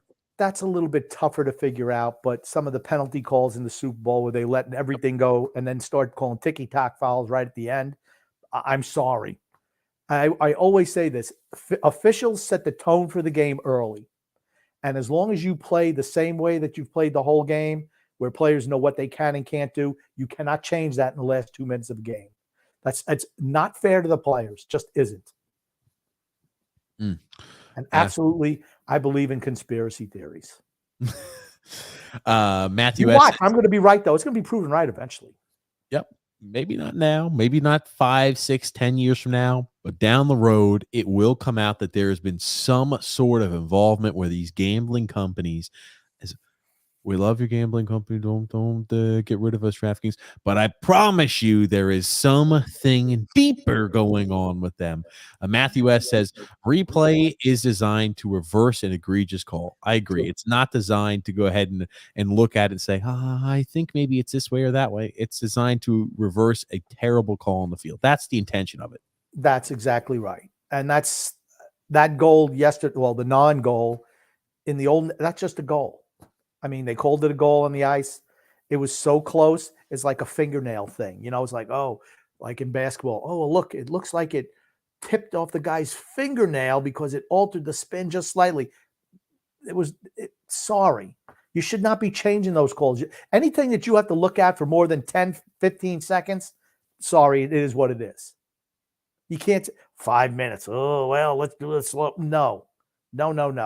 30 seconds tops. Let's look at it. Beep, bop, boop. Okay, nope, didn't find anything. It stands. Beep, Bada bop, beep, boop. bada boop. Forget about it. Ariel C said, I think we must sign Zach Parise back. You guys might call me nuts, but I like the way he's played. Here's the thing. I think we must trade Zach Parise at the trade deadline. And then I think if he wants to sign back, by all means, I would be more than happy to invite him to come back for the. I've liked what I've seen out of him, and as a bottom six guy, I couldn't ask for more than Zach Parise has provided for us this year. I don't 100% know. agree with you on that, TJ. 100% agree. And again, I think I was kind of thinking Zach Parise would have between 10 and 15 goals. I'm still not sure he's going to hit it, but I think he's played valiantly this season. I think as a bottom six guy, I'd love to have him back. Coach Tommy B says Sorokin kept us in that game, but too many giveaways and poor defensive clearing out in front of the net. That has to change. I was about to say, we had talked about that in the show, and that's why I brought this up, Grump. We are not doing a good job of clearing out forwards in front of Sorokin. How many goals recently have come against him because he's been unimpeded and unable to see the puck? Yeah. I mean, the whole thing is, okay, yes, it's tough to clear out in front of the net. Here's the thing. We were overwhelmed by Colorado, just overwhelmed by their talent and their speed. It's not just Colorado. It's happened in multiple games. But it's the same formula. It's the same formula. The same type players, guys with speed who have size to them. We can't do anything with them. We just can't. We've been overwhelmed by the other team's offensive speed and aggressive forecheck. Those are the teams that kill us. Oh, hell, keeping you awake, TJ? Yes, please. I mean, are you sure we can make the rest of the podcast? You keep on throwing it at my feet, but here you are yawning away over there like you got to take a nap. Oh, goodness. Andrell said, that better be the last game I see Bailey in an Islanders uniform. No. Unfortunately. I don't mind him on the third line, though. I don't mind him on the third line. Don't mind him on third line at all. Yep. Unfortunately not. Frank is saying here, why is Anders Lee so slow? It has to be his surgery and an injury. I know grumpy old man. I know grumpy old man, but he had some good years, and we need to train him hard to earn his contract or give back some of that money. He's not going to give back the money. He's always been slow. He's never been a good skater. I think now when you're in your 30s and you add injuries on top, it's gonna expedite your drop off. Your skating is gonna drop off quicker than if you were healthy and younger. Yeah, we predicted this as soon as that contract the ink wasn't even dry on his contract extension, and I was saying that's just a terrible deal, and it's never going to age well. And here's the thing. It's not getting better. It's going to be getting worse. He's not a top six forward anymore. And can you afford to pay a bottom six player $7 million a year? I don't know. No, I don't think so. The answer to that question is no. You could if you were loaded with guys on entry level deals, and then his leadership would mean something. But that's not what our team is about. Shay says here, there's a video of Bailey saying he always thinks first. It's gotten me in some trouble. And sometimes, it's my type of game. Holy shit. Oh, Bailey, just shut your mouth. And Shay also, you know what? No, you know what they say? Acknowledging a problem is the first thing to correcting a problem. There it is. You have to acknowledge that you have a problem. Like if you're an alcoholic or something. Acceptance is the first step, is what they say. Whatever. Accept that you have a problem. Yes. Shay says here, Wahlstrom didn't get any ice time in the third period, and Bellows got like 2 minutes at the end of the third. I don't know how much Wahlstrom got of ice time, but he doesn't play much 5-on-5 hockey. And I think to myself, Phil's like, oh, he needs to be better in 5-on-5 hockey. And I think to myself, you know what? The guy's getting like 10 minutes of ice time a game, and like 2.5 minutes of those are coming on the power play. And you think to yourself, okay, he gets like 6.5 minutes to 7 minutes on 5-on-5 play. And you want to know why? Look at the Kings. Damn game. Look at the Kings. 2.5 years, they rebuilt it from like the worst team in the league. 2.5 years, they did a rebuild. 2.5 years is all it took. The Rangers, 3 years. That's a rebuild. That's a full-on rebuild that they did. And we're afraid to do that.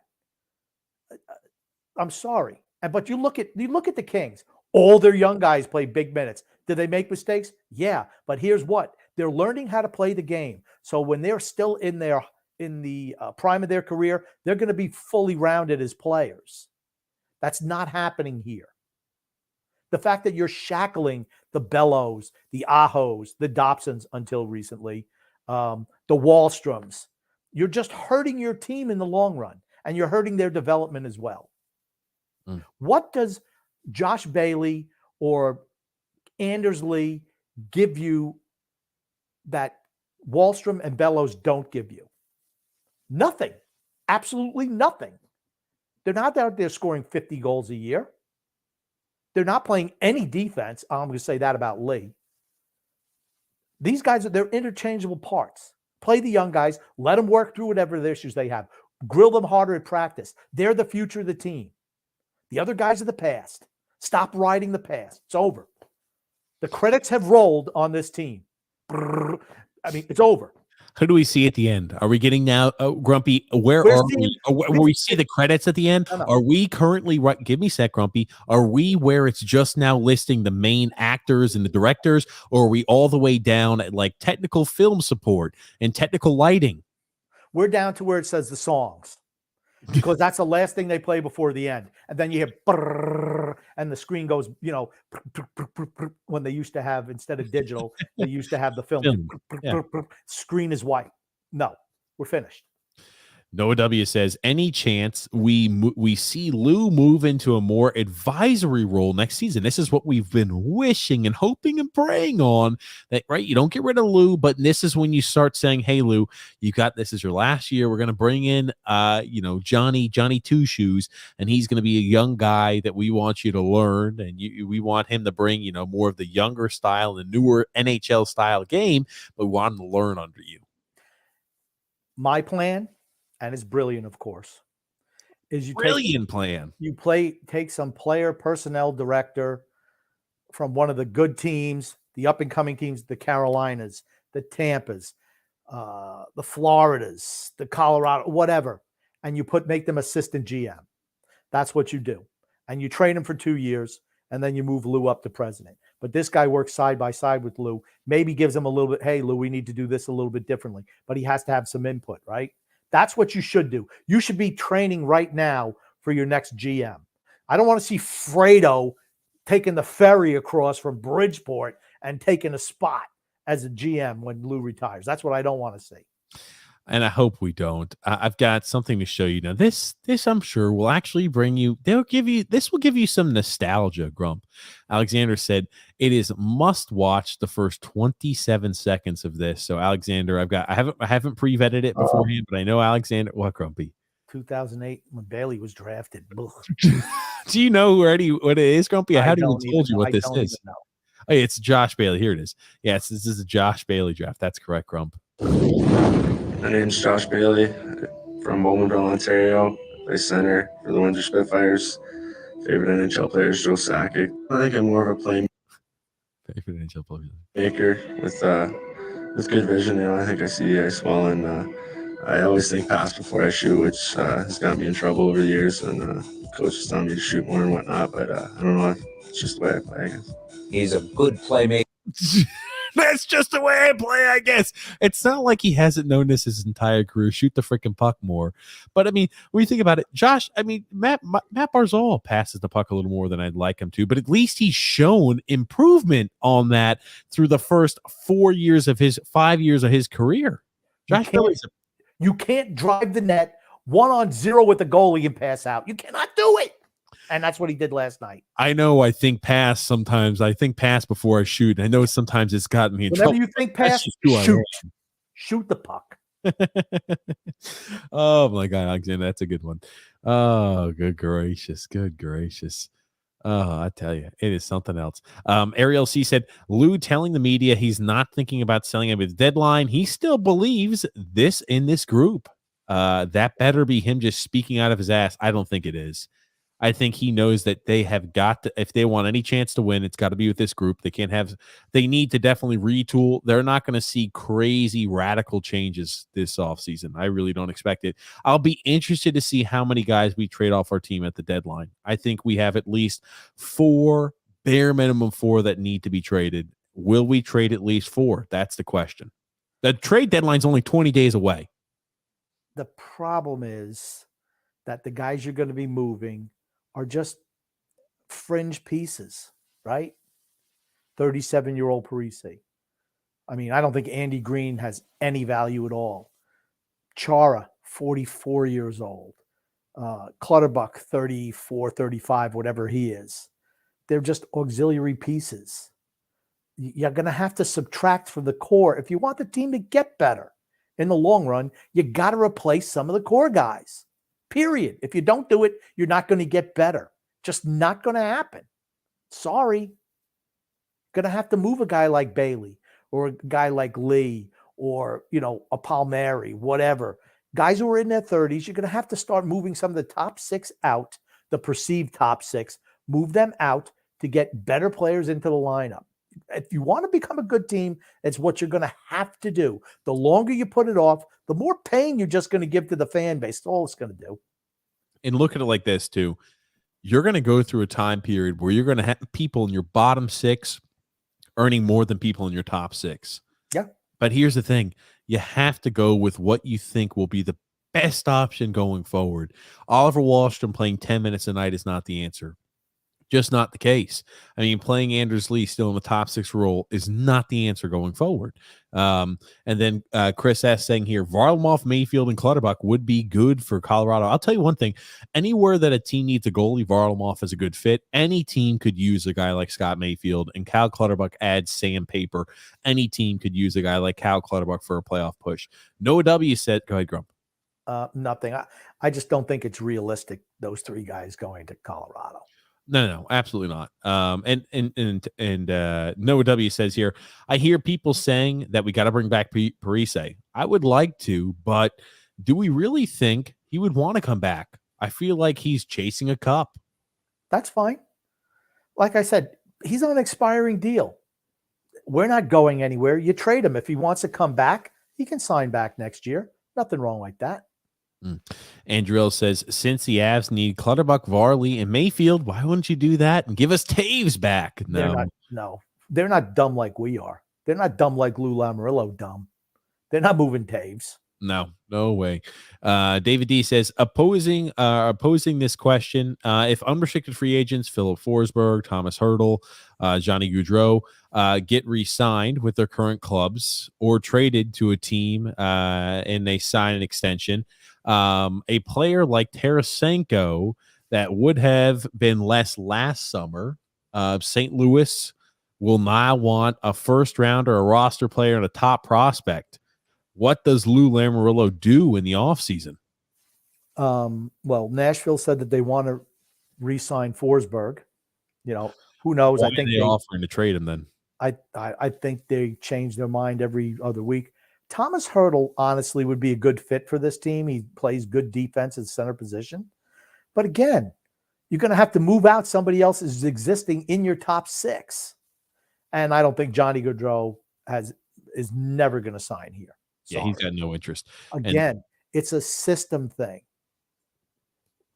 Players who are high-scoring players are not going to want to play for Barry Trotz where they, have to play defense first. Just not going to happen. Sorry. Rich A said, we need to be asking for prospects, not pick. We want players like a Justin Barron from the Avalanche or maybe even Oscar Olesen. Why are teams going to trade their top prospects? They're not. They're going to give away draft picks. Very rarely do you see. I mean, certainly for the guys that we're looking to move, those are draft pick guys. They're not going to get a good prospect for a 37-year-old and a 35-year-old. Just not going to happen. Sorry, Rich. And then we got a comment here from Chris S. saying here, they have to hope that Ratu plays good and hopefully this year's second round pick. They need to get somebody. Trade is bad if they draft good, or they draft the trade's bad. If they draft good, it's not. It's not as bad. Talking about, if they trade away second. They're talking about the Devon Toews trade, I'm sorry. Right? They got Atu Ratu. If he performs well, it makes the trade not as bad. And if we get another good player this year, second round pick from Colorado, then it's not as bad as a deal. Aren't the Colorado picks already in the bank? One we traded away to get Andy Green, or it was our pick and we kept their pick. I thought that deal's already completed. I couldn't tell you off the top of my head. Okay. 2 minutes pessimistic. He said, I don't watch any non-Islander games, but Colorado's ability to go through the neutral zone and Cale Makar, wow. They were fantastic. We had no recipe for stopping them entering our zone. None. We just kept backing up. They just came out with speed, and they're big too. It's not like they're a bunch of mites out there. There's some big guys too. They can all skate, and they, as a unit, they're just fantastic together. Just really quickly, no, we have Colorado's second round draft pick this year because our draft pick is going to go to the Arizona Coyotes, and it's whichever one's more favorable. So we're going to have Colorado's draft pick. Okay. So basically it's the top of the third round. Okay. Yeah. And so how'd that work out for us, that deal? Pretty good, right? Good. Not good. But you're right. We were talking about it yesterday. The style that Colorado plays and what you saw on the ice it's beautiful. It was brilliant hockey, right? They talk about brilliant football, brilliant soccer. That was brilliant hockey across the board, no doubt about it. Chase got a nice looking family. He does. Grumpy, are you okay? Keep looking up. I don't know, Grumpy. Keep looking up over there. We're going to be in time. What are you worried about? Just keep on doing the show. Oh, my God. We're trying to micromanage my movements, please. Oh, my gosh. Warzone. I already got one warden in my life. I don't need another one. Warzone here saying the Islanders are back tracking, or they're backtracking as long as the Armadillo and the Dinosaur Lou are here. True. I don't disagree. And then Frank also saying, yes, Rick, players are always safer than picks. All sports teams are pick crazy, but what's the percentage of success? First of all, teams don't want to give up on prospects that they've developed and they feel are good. They put the time and effort into developing. And they know what they have too. Excuse me? They know what they have in those players as well. Right. So they know what their strengths and weaknesses are, how they fit in the organization, and draft picks are just draft picks. They're 2-3 years away. Where guys who they've been in the system for a couple of years, they're way closer to playing in the game. And then what a film saying Varlamov has a slightly better goals against average and save percentage than Marc-Andre Fleury, but he's played less games. Don't forget, though, how good Varlamov was in the playoffs last year. Fleury's better than Varlamov. Sorry, Woody. I mean, look at how well Marc-Andre Fleury played last year in the playoffs and in the regular season, right? He won the Vezina. He had a fantastic year last year. I think both goalies are good goalies. Both goalies are a lot better than what majority of these teams have that are making a playoff push. So, if you're thinking to yourself, how can I improve? Adding a better goalie would improve, right? I just think Marc-Andre Fleury is better than Varlamov. Yeah, I do too. I don't even think it's close, honestly. Tommy B says Colorado could probably use a player like Clutterbuck and Parise to add some grit and character. Remember, Colorado already traded away their first round pick, and Florida is another team who's already traded away their first round pick. Yeah, I don't think Florida is good enough to win the cup either. I don't think they're good enough. I don't think they're buttoned up enough defensively. They have a lot of games where they give up 5-6 goals. They win those games, but still, playoffs a little bit different. David D says here, Colorado and Toronto will not win a cup. Will not win the cup again this year. All offense, and they lack defense. The trade deadline will tell if they make any additions. Both teams are similar. I think Colorado's way better than Toronto, but they both have the same issues, if you know what I mean. A little bit of grit, defense, and a goalie. And then Tim Ward said, that being said, we always say that being said. That's a you thing, isn't it? You say the same thing, I think, too, Grumpy. Paulo C said, watch out for Calgary in the playoffs. Great goaltending, only 125 goals against with a goal differential of a plus 57. They're 9-1 in their last 10 games. They're good. Sutter has added, Daryl Sutter has added a defensive structure, very similar to Barry Trotz, but with just way better players. That's why they're doing well. That's why you're seeing the jump from Calgary.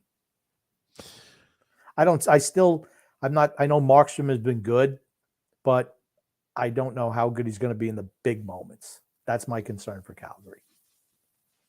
He was like 2 years ago from being a bust, total bust. We got a comment from Matthew S. saying, I think Matt Martin is done. I guarantee you Matt Martin is done. And it just makes you think, what a great 4-year signing that was that we signed the $6 million man to. Another one. Here's the thing, you can bury him and it's only like a few $100,000 against the cap hit. You can put him in Bridgeport, put his contract in Bridgeport. It's only a few $100,000 against the cap. And a couple of shovels of dirt. Bury him. Oh, man.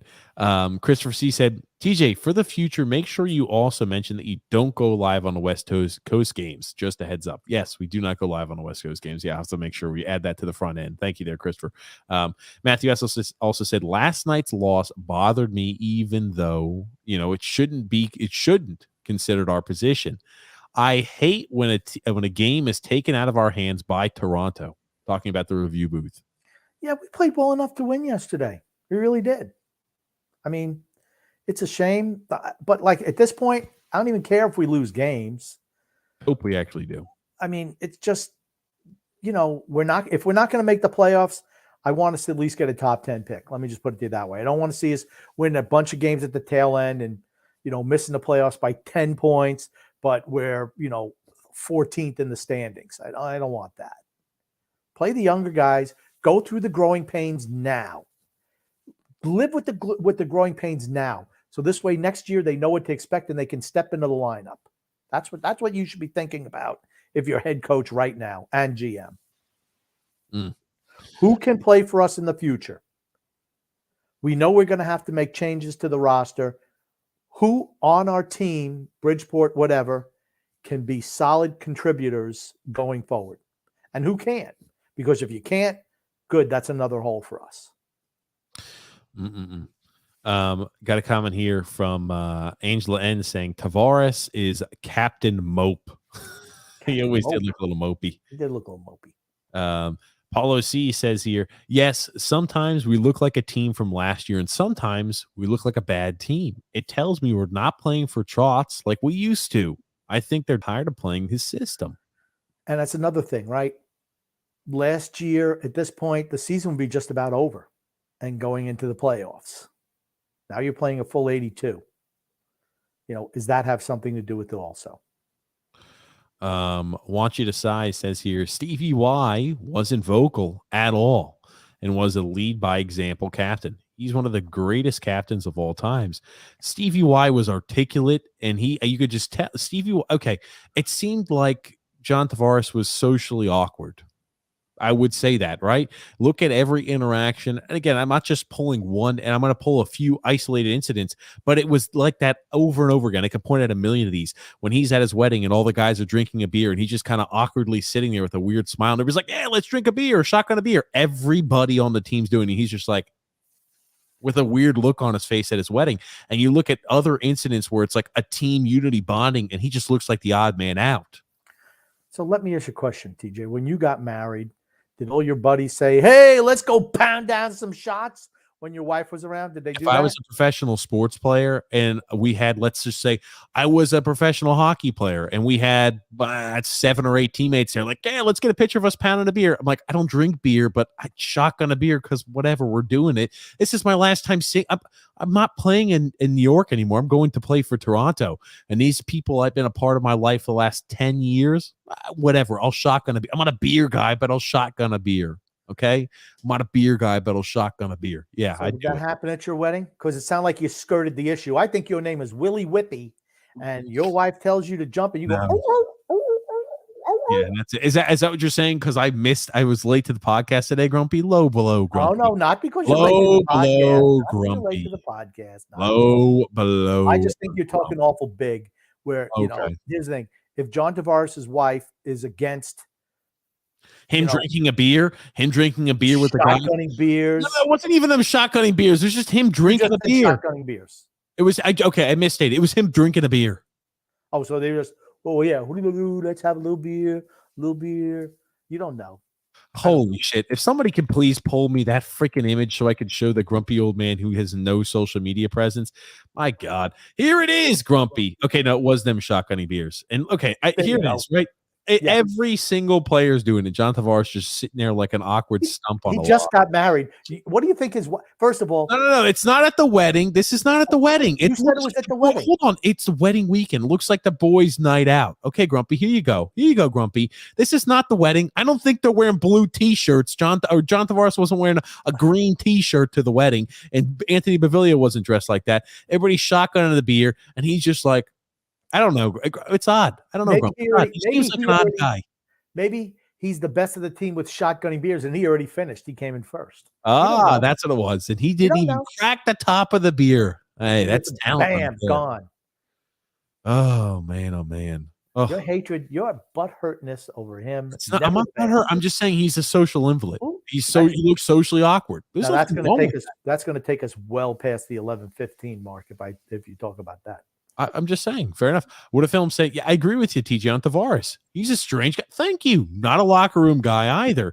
We are better without him. We have proved that the last 2 Eastern Conference visits. Yeah, I think that was more because of Barry Trotz implementing I agree. It's solid structure as opposed to John Tavares. I think that John Tavares wasn't a great leader. He was always branded as not a great leader when he was with us by other entities, and I'm like, how could we even know that?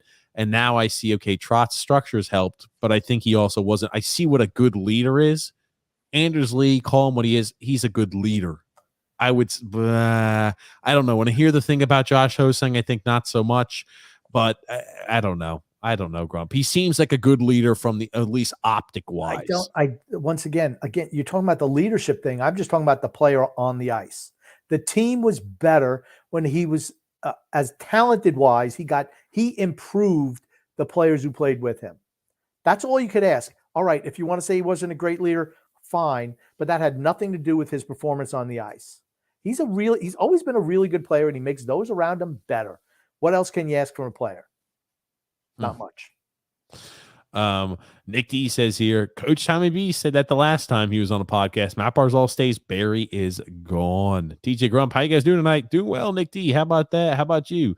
Want you to decide says TJ's favorite soapbox topic is Zdeno Chara. We get it. His career. Here's the thing. Want you to decide. I just want Barry Trotz to realize that his career is over too. I don't know how a guy who gets paid millions of dollars a year can't notice that his career is over. That's where I have the issue. You get paid to throw those lineups out there.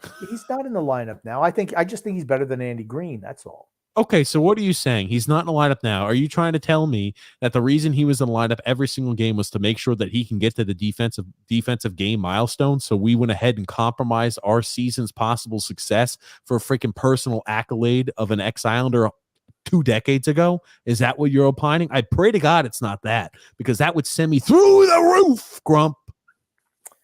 I'm just going to say the freaking roof. The season was over before it even started. Oh man! You don't make necessary improvements to make your team better. You're doomed to fail. That's what happened. Joe F said, "Free Dobby and free Dr. Bellows." You know who Dr. Bellows is? No. Who's Dr. Bellows? He was on I Dream of Jeannie. I Dream of Jeannie. No, okay, that's not how it went. Okay. I Dream of Jeannie. I know you have no idea what it's even about. I Dream of Jeannie. What? It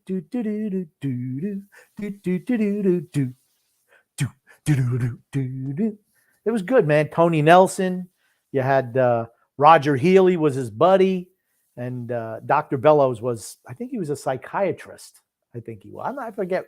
For some reason, I want to say he was a psychologist. Maybe he wasn't, but he was on that show too. And Jeannie, of course, Barbara Eden. He was smoking hot back in the day. And then we got a comment here from What a Film saying, the game is too fast for Chara. Why we signed him, I have no idea. I don't think people believe we're better with that Matt Barzal. That's just clickbait bullshit. I think you're right there, Woody. I think that is just clickbait bullshit. I think there's no way somebody can actually believe we're a better team without Matt Barzal. Paulo C said, I still think we're underachieving. We should be at least in a better position to fight for a playoff spot with Washington and Boston. This is why I think they're not playing for Trotz anymore. Maybe, like I said, it's baffling to me. It was easy early in the season. I just said, you know what? We're too old. That was my narrative early in the year. And then I see us play games where we're capable of doing it, particularly in the last, couple of weeks, 2-3 weeks. And then it's like, where has this been all year? And then you see clunkers again. Like I said, I still haven't wrapped my head around it, to be honest with you, why it's like that. Nick D said, I think the way Barry has been looking lately with his lineup changes, do you think he's on the way out? Looks like it to me. No, he's not. I think he gets another year. Unfortunately not. Mario says, if it was a howitzer from Pulak, the shot would have missed the net. It certainly would have. Good point there, Mario. Anytime he puts a little bit, past, 90 miles an hour, with no accuracy. He was Fulton in the Mighty Ducks.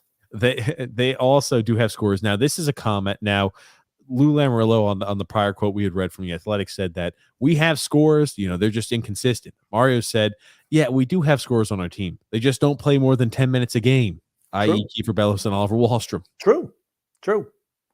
You want guys who can, that's what you want. You want guys who can put the puck on the net, the guys who are not afraid to shoot the puck. John A, I need to know, I pray you have screenshot or grabbed that from Isles Cats, because I see he made a tweet about Josh Bailey talking about he does not like the pass. He doesn't like the shoot. He likes to pass up, and he deleted the tweet. Somebody overreacted, and he deleted the tweet, and apparently he had to explain it. John, if you could pull me a screenshot of what that was or an image grab, I would be greatly appreciated. I'd appreciate it greatly. Tom B said, basically, Lou indicated that Trotz may have already been given an extension. What a freaking mistake. Oh, what a mistake that would have been. That's typical Lou. He doesn't need to re-sign him. Doesn't need to be re-signed now. Why would you re-sign him now? Guess what? Get ready for dark times for this franchise. That guy's been re-signed. Dark. Trade deadline decisions don't need to be made until March 4th. You re-signed him. In one breath, Tommy says it's going to be Barzal or Trotz. So you've re-signed Trotz. Barzell's going to say, F you, I'm gone. Because I know he hates playing for Trotz. I guarantee you that. He hates playing for Trotz. Just him saying he liked the Marty St. Louis tweet tells you all you need to know about how he feels about Barry Trotz and his system. The like and the unlike it's fantastic. Joe F says, okay, who is the core? That's where probably Islander fans and Barry Trotz and Lou Lamoriello do not see eye to eye on, because I bet you part of his core, Jean-Gabriel Pageau, I'm sure, is a guy they imagined we can't be without. Casey Zizekas, as we saw this last offseason, is a part of the core. Shit, you don't give a fourth liner who's 28, 29 years old a 6-year contract. 30 years old. When they signed him, what was he, 29? 30. He was 30 when we gave him a 6-year contract? Yes. You don't give a 30-year-old a 6-year contract as a fourth liner if you don't view him as a part of your core. And I'm like, they view just about every single member of this team as part of their core. So unfortunately, they use that term very loosely. And Tommy says, you guys are stupid if you think that he meant to say Lou. Does it? If you don't know that Lou never tells the media what he's actually planning on doing. That's why I said it sounded like he was just all coach speak, or GM speak. That being said, I'm telling you, I would be shocked if Lou moves part of the core. I really do think that he thinks this team can win. I really do believe that he thinks that. 2 minutes past sticking said, I lived in Bridgeport for 6 weeks. Salo calling it a den is very diplomatic. He just should have kept his mouth shut. It's short term. Shay says here, I've had conversations with Salo. He's completely honest guy. And Time B said, you two should do a live show from Bridgeport. I assume Bridgeport is not a very nice part of town. But Drew L says, I think Rough Ledecky streets of knows. Connecticut. I think Ledecky knows that we need to go young. I don't know about that. Mm. Anyone with a brain would know that, but maybe he doesn't.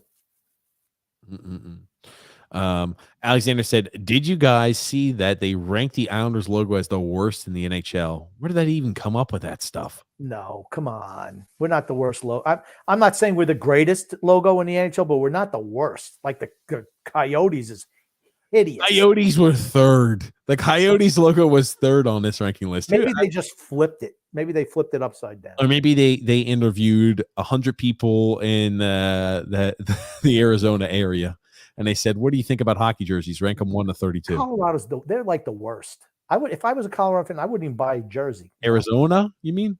Yeah, whatever. Arizona's isn't great either, honestly. Oh, hold on. You said Arizona first, then you said Colorado. Do you mean Arizona or Colorado? I mean Arizona.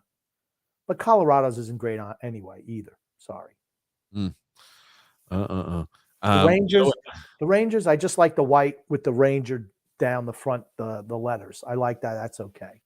There's a lot of crappy looking logos, honestly. Joe F says, new t-shirt. Grumpy says, blow me. Yeah. Oh, man, I'll tell you.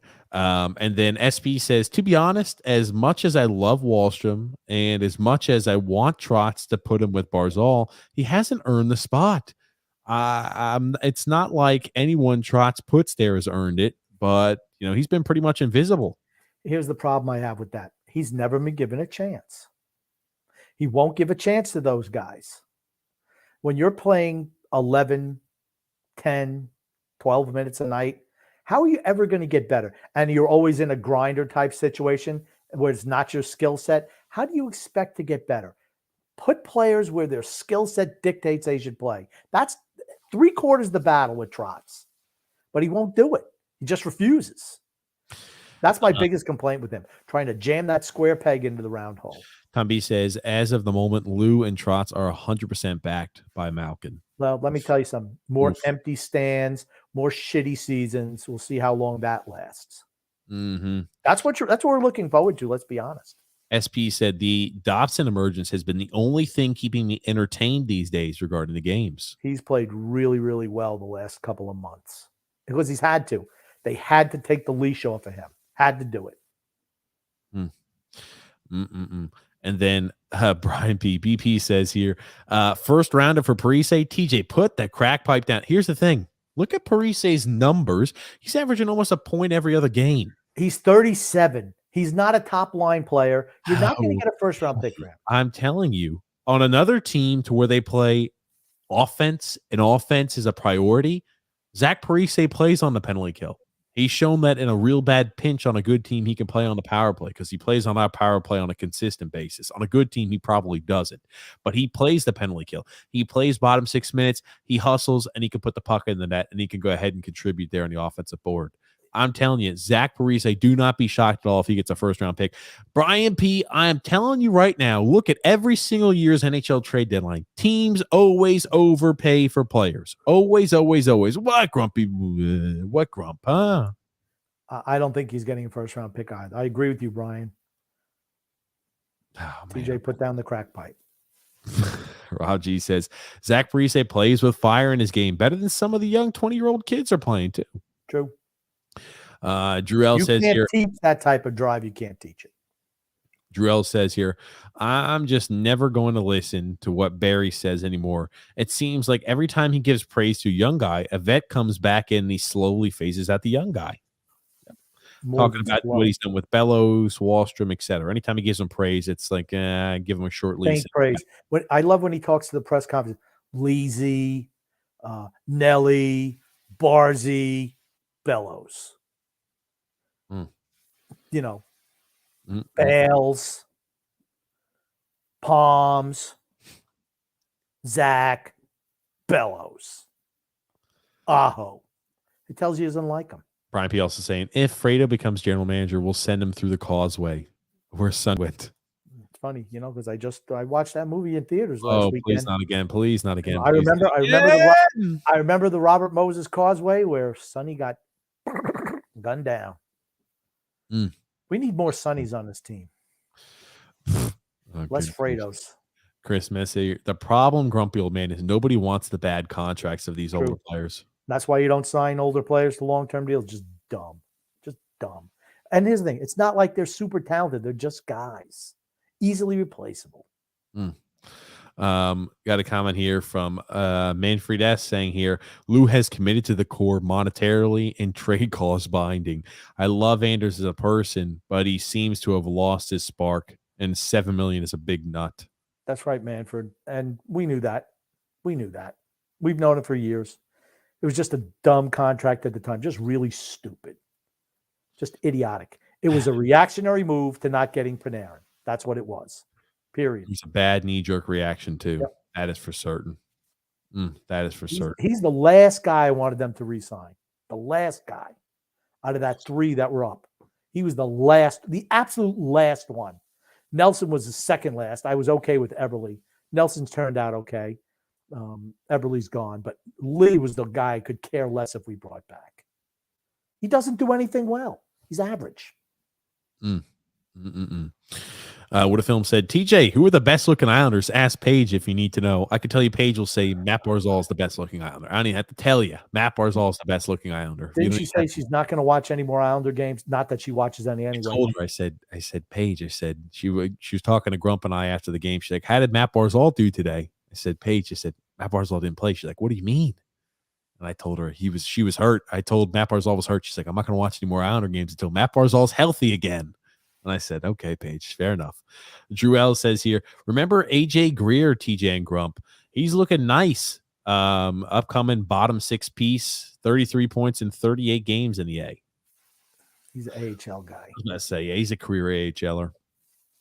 I don't take too much into it. Frank also says, Martin has a tough injury and has never healed well. Martin was great. Don't let us forget. He also even scored 7 goals in the playoffs. I love Matty. He's finished. You can look back fondly on his career, but he's finished. Sorry. He got the gold watch and the $6 million man contract that he got for no good reason. I mean, here's the thing. Have I been proven wrong on any of these contracts, TJ? Any of them? Any of them? Zach Parise. No, I thought he was okay for $750. Oh, you said it wasn't. I didn't think he was. Here's the thing. He's outplayed his contract. But for $750, I was fine with it. I'm just talking about any of these extensions that he's given guys. I don't think I'm on the record saying the Casey Zizekas one is another terrible one. Every single one that he signed has been bad. Every one. Not some. Every one. And here we go. Calgary is dangerous. 2nd in the NHL in goals against and 8th in goals for. They're good at any style, just like Carolina. How would that be for a finals? Carolina and Calgary. Woo, man, that'd be fun. Tomasino just opened up the scoring for Nashville. Want you to decide has a few ones. He says, I think you're projecting your own biases onto JT. Islander fans are a little pathetic sometimes when it comes to talking to JT, and who cares? It's just a pitcher. See, so here's the thing. When I see a player and again, he was an ex-player at that time, but not participating in team events or events that other players are, it's a little odd. It's off-putting, right? You usually would get shit anytime you, hey, we're going out to go do this, we're going out to do that, and you say, no, I'm not going to do that. Usually you get shit, right? It's team bonding. I mean, it's a bonding amongst players. It's a bonding amongst people that you see every single day and that are your closest, most dearest friends. That's what's kind of odd about it. And again, John Tavares is a great player. Here's the thing. He left us in a lurch. He screwed us over. It is what it is. I don't even know how we've gotten to this point. I just say he's a social invalid. He's not a guy who's a social leader. Sorry. How are things working out in Toronto? Things haven't worked out in Toronto in a long time. Do you hear the media Toronto saying John Tavares is being a great leader in the locker room and it's going to help thrust us into playoff success this year? No, because he doesn't do that. Simple, mate. You guys doing lives? Yes, we are, Rogue Gamer. We do lives. We did one yesterday, Rogue Gamer. We are. Said, just stop. Oh, just stop doing the lives. Just stop. Oh, you guys are still. Oh shit, I read that wrong. You guys still doing the lives? Just stop. Oh shit, Rogue. It's not that bad yet. We don't have to go ahead and stop all the lives, man. Come on. Christmas saying Barry isn't the problem. Lou is. They're both the problem. They're in bed together. Brandon Gaines says here, sorry, Tommy, unless a contract extension has officially been announced, take whatever Lou says with a grain of salt. Yeah, I was about to say, I'd be shocked if he signed himself one. Christmas said the Islanders' new logo needs to be the grumpy old man's couch. Brian B says, go to bed, TJ. No first for Zach Parise. Here's the thing. What I said is, I promise you we're at least getting a second for him. Don't be shocked if we work it into a first. And here's the thing. If somehow miraculously we go ahead and just seal the deal and Lou makes a fantastic deal and we really go ahead and pull the wool over a team's eyes and we get a first-round pick for Zach Parise, I expect every single one of you to be on these comments saying, DJ, what can I say? There's something when it comes about trading at the NHL trade deadline. What are you, Grumpy? Come on now. I've called a few of these trades before. I knew that he was going to Detroit. I knew these. I know a few things, Grumpy. Come on. All you've opened yourself up for is yet more ridicule for not knowing anything. You don't think he's going to go for at least a second? I said he's going to go for a second. I safely can say that. I said don't be shocked if first manages to work its way into a deal. You've said he's going for first now. You're on record for that. I said I could almost about guarantee it. Zach Parise will go for a second. I said, I think he could go for a first if you can catch a team that really finds something they like in him and that, they say, hey, we want a guy with veteran leadership that's going to help push us over the top and help us through the playoffs. I think he could maybe get a first. I said, bare minimum, a second, though, you will get for Zach Parise. On record, second, max first. Brian was talking about your rant earlier when you said he was going to get a first. I said, I think he's probably going to get a first. I said, bare minimum. He's not getting a first. That's what we're talking about. He's not getting a first. If he gets a first, then you get the chirp. Otherwise, you're going to get buried, just like you do when you talk about movies, music, life, hockey, anything. If the Islanders get a first-round pick for Parise, I'll do the next guest show host on my underwear with you in my underwear. Tommy B, tell you what, I hope he does not get a first. That's the last thing I want to do. And I speak for all Islander fans. Oh, my God. Don't you have a movie to catch, Grumpy? Yes, he does. Yes, We're trying to get through the last six. Brian P says, TJ, I agree. Parise would be a nice bottom six pickup for a contender. He's not fetching a first round pick. I love you, bro. And the new you wouldn't know the Fredo and Sonny through the Causeway reference. I know about that reference. William DeFore on pace to put up 113 points in 66 games. Atu Ratu's got 32 points in 33 games. Grumpy. Hold on. One more. Do you think we can get better than Trotz? Plus, it seems he's implementing more offense as of recent. We absolutely can get better than Trotz. Joel Quenneville's still available. Why don't you decide? I said, I know he screwed us over, no question. I get the booing, but stop diminishing him as a player. I think he's a great player. I don't think he's a bad player, why don't you decide? I think he's a good player. He made players, I just said earlier in the podcast, he makes players around him better than what Matt Barzal does. If you put together the team that we have currently, John Tavares elevated the playing level of the players around him better than Matt Barzal did. I don't know what other compliment I could pay to John Tavares. I just don't think he's a good leader. Simple as that. TJ, the only way we get a first is if we also take out a bad contract for the rest of the season for him too.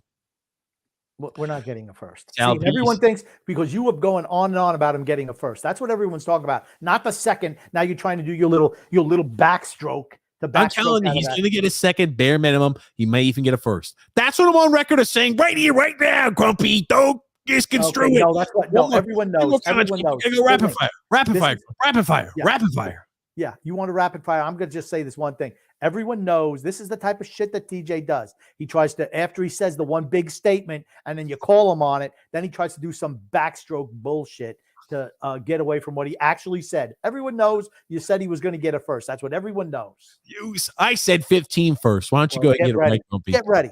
Sal P says, hey, fellas, look at that great shirt Sal P's wearing. Look at that. Matty and the Jags. It looks fantastic. He looks so awesome. He gets it from the TJ and the Grumpy Old Man merchandise store. Islanders Never Say Die. You can find that in the link in the description below. He says, hey, fellas, great show as always. It seems like tough times in Islanders land once again, reminding me how much the last 30-plus years. By the way, Alfred Kaliev has 2 goals tonight. How many Simon Holmstrom have on his career? This guy scored more goals in 15 minutes than Holmstrom scored his whole career. Please, no underwear. SP said first round for Chara, first round for Volumov, first round for Barry, first round for Lou. The entire team gets first round. I'm not over here like Oprah Winfrey saying, you get a first round, you get a first round. Come on, come on. Zach Parise says 37 for a first and a second rounder. I'll bet my house. No. Okay, Paulo. I said he's going to get bare minimum a second. He may get a first. They're not getting a No, first. that's not what you said. Not what you said. What the fuck? What are you talking about? Now you're backtracking. You're doing What your in little backtrack thing. God's Grumpy? I Never said would he's know. going to get bare minimum a second. He may even You get said a he was going to first. get a first. You'd be surprised. Everyone over pace. He's going to get a first. Guarantee he gets a first. I say he gets a second. He's not getting a first, though. Oh, man. Once I said you didn't read my whole post. JT is a lead by example guy. He could easily be a good leader on the on that basis. Nobody questioned his work ethic and his ability to make everybody better. I'm gonna tell you one thing: lead by example guys. Unless you have unbelievable talent, and I'm talking about unbelievable. I'm talking Hall of Fame caliber talent. Lead by example guys are not as good as some vocal leaders. Simple as that. Lead by example guys can be fantastic leaders if they are generational talents, and they're guys who are, I'm the best player in the league. A lead by example guy works. Other than that, I'd rather take a more vocal leader. Just me personally. Grumpy, we're here at the end. SP, Grumpy spitting some facts. Come on, enjoy the movie. Grumpy, we're here at the end of the podcast. What do you want to say before we wrap things up today? I want to say love and laughter to everyone who listens, even those who don't, from TJ and the Grumpy Old Man. Please hit the like button, the subscribe button, everyone. You know, Yes. you do what you need to do. Like, We wanna subscribe, improve follow, that like. algorithm everything. so we can inform Islander fans what they need to hear, what they want to hear. We can be the first Islanders podcast letting everybody know bare minimum a second, maybe a first for Zach Parise is what I'm predicting. Pathetic. Oh, man. JT Martinez says, I'm a lead by example guy. Cowboys will win the Super Bowl. Oh, man. No. Oh, Grumpy, we're here at the end, though. Thanks so much, everybody, for tuning in. We'll be live this upcoming Saturday. Oh, shit, that's right. I got to work set. We may cover the game live. It may be a delayed start, but we're maybe covering that Saturday game live. Just depends on what my schedule can do.